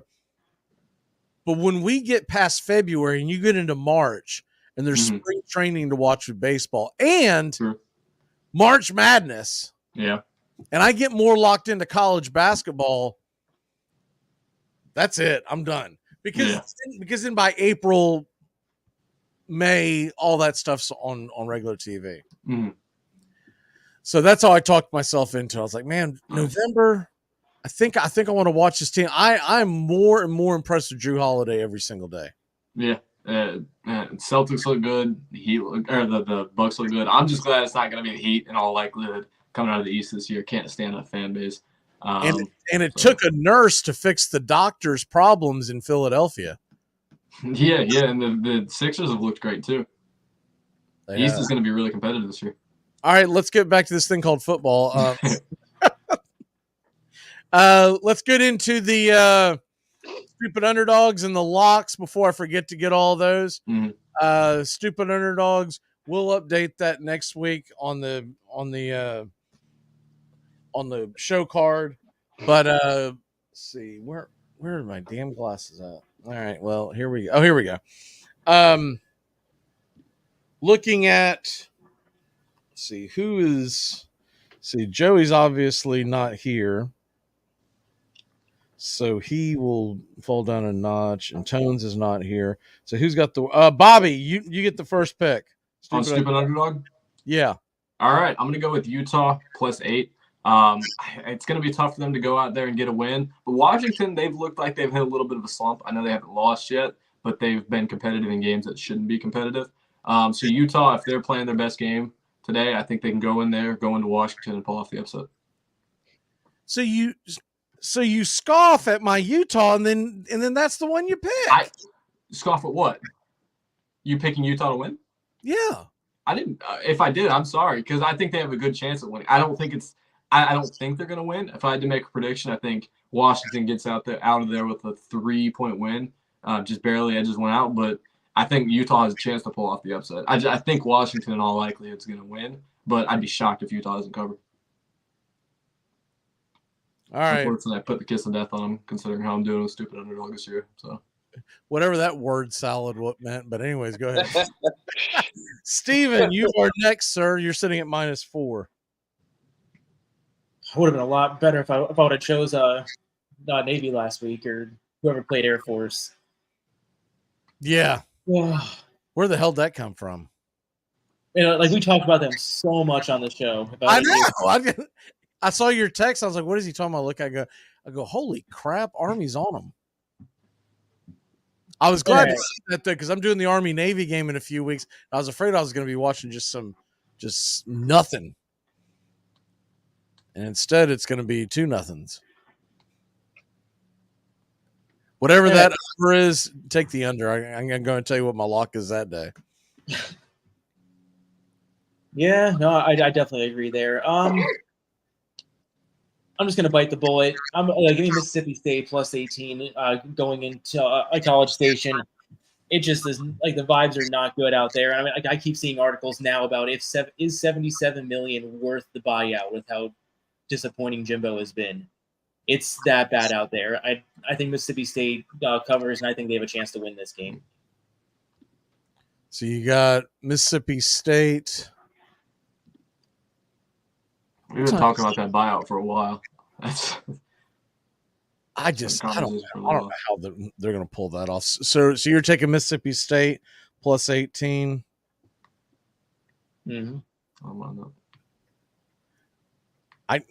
We were talking about this the other day, and I guess it escaped my memory, but they extended him recently, and that's why his buyout's so damn big. Because if they would have kept it on the original contract, they would be coming up towards the end. It wouldn't be much of a buyout at all. It's going to cost them almost $80 million to get rid of him. And then what do you have to pay the next guy? Mm-hmm. You better be right about him because you got to buy him out. What the hell? Doug, what is your stupid underdog? Take Miami. Wrong game. Take UCF. I'm picking UCF. UCF +2.5. Yeah. All right. Screw it. I'm going to go with Ole Miss. It's 10.5 right now. I got to swing for the fence over here. Yep. If Tennessee wins, that would secure Georgia's spot in the SEC title game. Maybe they come in half-ass at 7 o'clock Eastern. Doubt they really can. Because the thing is, they can lose that Ole Miss game and still win the national title. Yeah. But now I'm not giving it much of a chance, but I'll take it. Let me see. Let's go to the locks. Doug, you went last. Give me your lock here today. Lock, just the over-under in the Oregon State game is 73.5. I'll take the over in that game.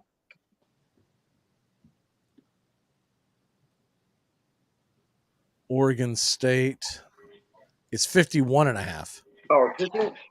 Sorry, it's just the way the computer was looking. Hang on. Are you talking about Oregon? Or are you talking Oregon? That's Oregon USC. Yeah, I'm sorry. You're saying taking the over or the under? The over. The over. The over-under is at 73. Take the over. 76.5. Yeah. Oh, they say 73. Oh, it says 73 here. I'm sorry, but it's at 76, and yeah. I don't know when that newspaper was printed, but live online. Yeah. Okay. All right. Steven, what is your lock? You know, when I said earlier, like, did I want to jinx Doug or Bobby? I really should have said, who do I want to jinx first? Give me the Cardinals plus 1.5. I think they're winning this game. Falcons. I'm sorry, Atlanta faithful, but the Falcons are just on a downward spiral. It has not looked much better with Heineke, and I think it's just the perfect storm for the Cardinals to get a win here. Who's playing quarterback for the Cardinals? Kyler Murray. He's back. Who? Kyler. Never heard of him. Who's your quarterback, Doug? You're a Raiders fan. I don't want to hear Jimmy that. G, baby, let's go. You're a Raiders fan. Come on. No, Jimmy G was gone. Yeah, well. That shows over. You'd be better off if Jim Plunkett was playing quarterback. That's the rate we're going. He probably will be. Bobby, what is your lock? I'm not going to do this much during football season, but I'm picking this as my lock because I'm 100% confident in it. It's the UFC. There's a card tonight. Diego Lopez. I think he's going to beat Pat Sabatini. Give me a football lock. I'm not looking up UFC freaking. You want to win against money? the spread. I'll give you a football lock. I'll just go with my stupid underdog pick. I'll double back on that if that's what you want as my lock. But if you want money, bet on Diego Lopez. I'm here to tell you how to win money. You add something in, but as far as what we keep up with is football locks. Don't give me a football lock. Don't give me a futures bet on volleyball. I mean, come on, let's. Well, go put money on it then. Do it for me at least. Diego Lopez. Bet on some guy named Lopez? Yes. First fight on the main card. He's a plus 100 underdog. Guaranteed. What is the line on it? He's plus 100 on the money line. What is your reasonings for picking him? Because Pat Sabatini is old. Diego Lopez is a surging prospect. In his debut fight, which was on short notice, he gave it to Movsar Evloev, who's one of the top featherweights in the world. He's undefeated. Let me ask you something. Is this fight going to be on TV? It's pay-per-view. It's a pay-per-view. I tell you this every single time. The whole thing's it's a number card. It's pay-per-view. The whole thing is? No, the undercard. The prelims. They're not. That's on ESPN Plus. So is he going to be on the prelim card? No, he's on the main card. Okay. When you say the first fight, you're talking about the first fight that's on the pay-per-view. Yes. First fight on the main card. Is this going down? It's going down at 9. I'm going to put money on Lopez. All right. I just need you to text me and let me know if you won or not, because I'm not buying the pay-per-view. All right. I'm going to put money on Lopez. I'm going to trust. I'll send you a parlay if you want. I made a parlay. I can send you that if you want to. No. I don't care about parlay. You're saying it's plus 100. In fact, I'm going to do it now. Just go for it. I got to find it. I actually saw Diego Lopez fight in Nashville, and my computer actually might be allergic to UFC stuff. So let me see if it'll allow me to go in. Yeah, when I went to the fight night in Nashville, he was on that card, and he made quick work. Diego Lopez versus Pat Sabatini. Yep, take Diego Lopez. That's what I'm doing. I'm getting it at minus 105. That's close enough. I'm surprised he's moved. Is he still the underdog? Because I know Sabatini is probably like minus 110. He's minus 105. I mean, it's right. I think right even. That's just on the one that I'm on. But I'm going to go ahead and take him. I won the SMU over points scored last night. They were 41.5 when I took SMU. They scored 45. I'm going to take those winnings, and I'm going to put it on something I don't know what the hell I'm betting on. Earlier this summer, when there wasn't any sports going on, other than like baseball, I guess, I did pick a UFC lock. This is the second most confident I've been in a UFC lock. The first one was Khalil Roundtree by knockout earlier this summer. I'm not even going to go back in and look at it. You don't have to. No. I'm just saying this is the second most confident I've been in a UFC lock. The first one easily hit. So fair enough. I'm not doubting you at all. I told you I'm taking my winnings. I'm rolling. If they lose, they lose. I'm not going to blame you for it. Good luck, But sir. I will be blaming you for it. I got money on it too. So if we go down, we go down together. See, we got everyone's lock but mine, I think. Yeah. Mm-hmm. Let me go. Talked about this earlier, man. Give me the over under in the Florida LSU game. The over under, I'm taking the over 67.5 is where it's at right now. I just think these two teams are going to score at will on each other. And 67.5, I know that's a big number, but I told y'all earlier, I think they're going to win 45-35, and somewhere in that neighborhood gets me well over 67.5.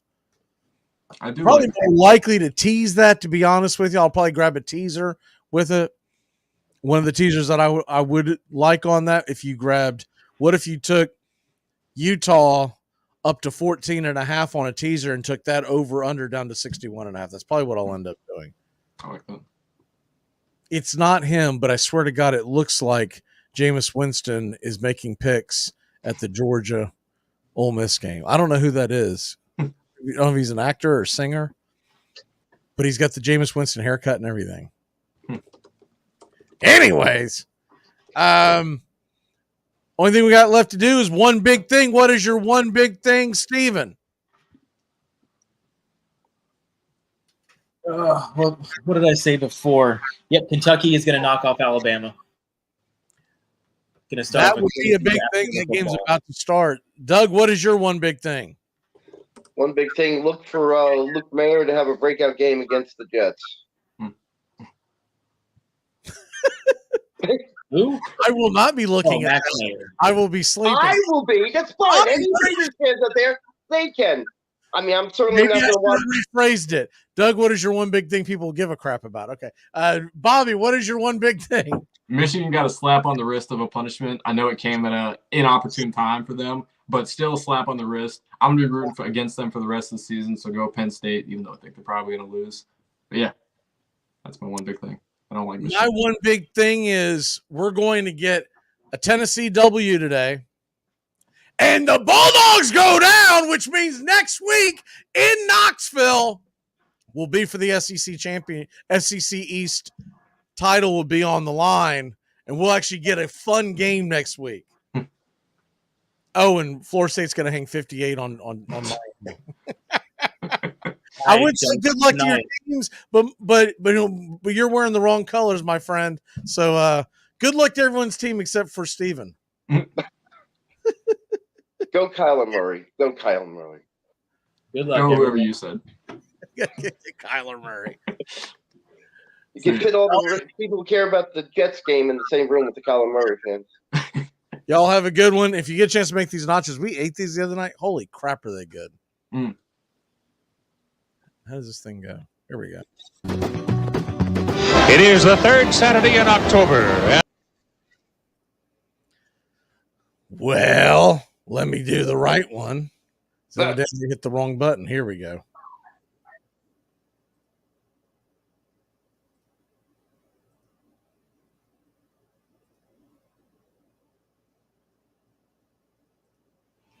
Okay, this week, Florida State, Miami, in Hassie, we're going to make Seminole Screaming Nachos. And we're starting them off by taking, I did yellow potatoes mainly because they're a lot easier to cut. You can do whatever potatoes you want to do, but I did yellow potatoes, slice them fairly thin, and then put the Holy Grail, salt, pepper, and garlic salt over the top of them with oil.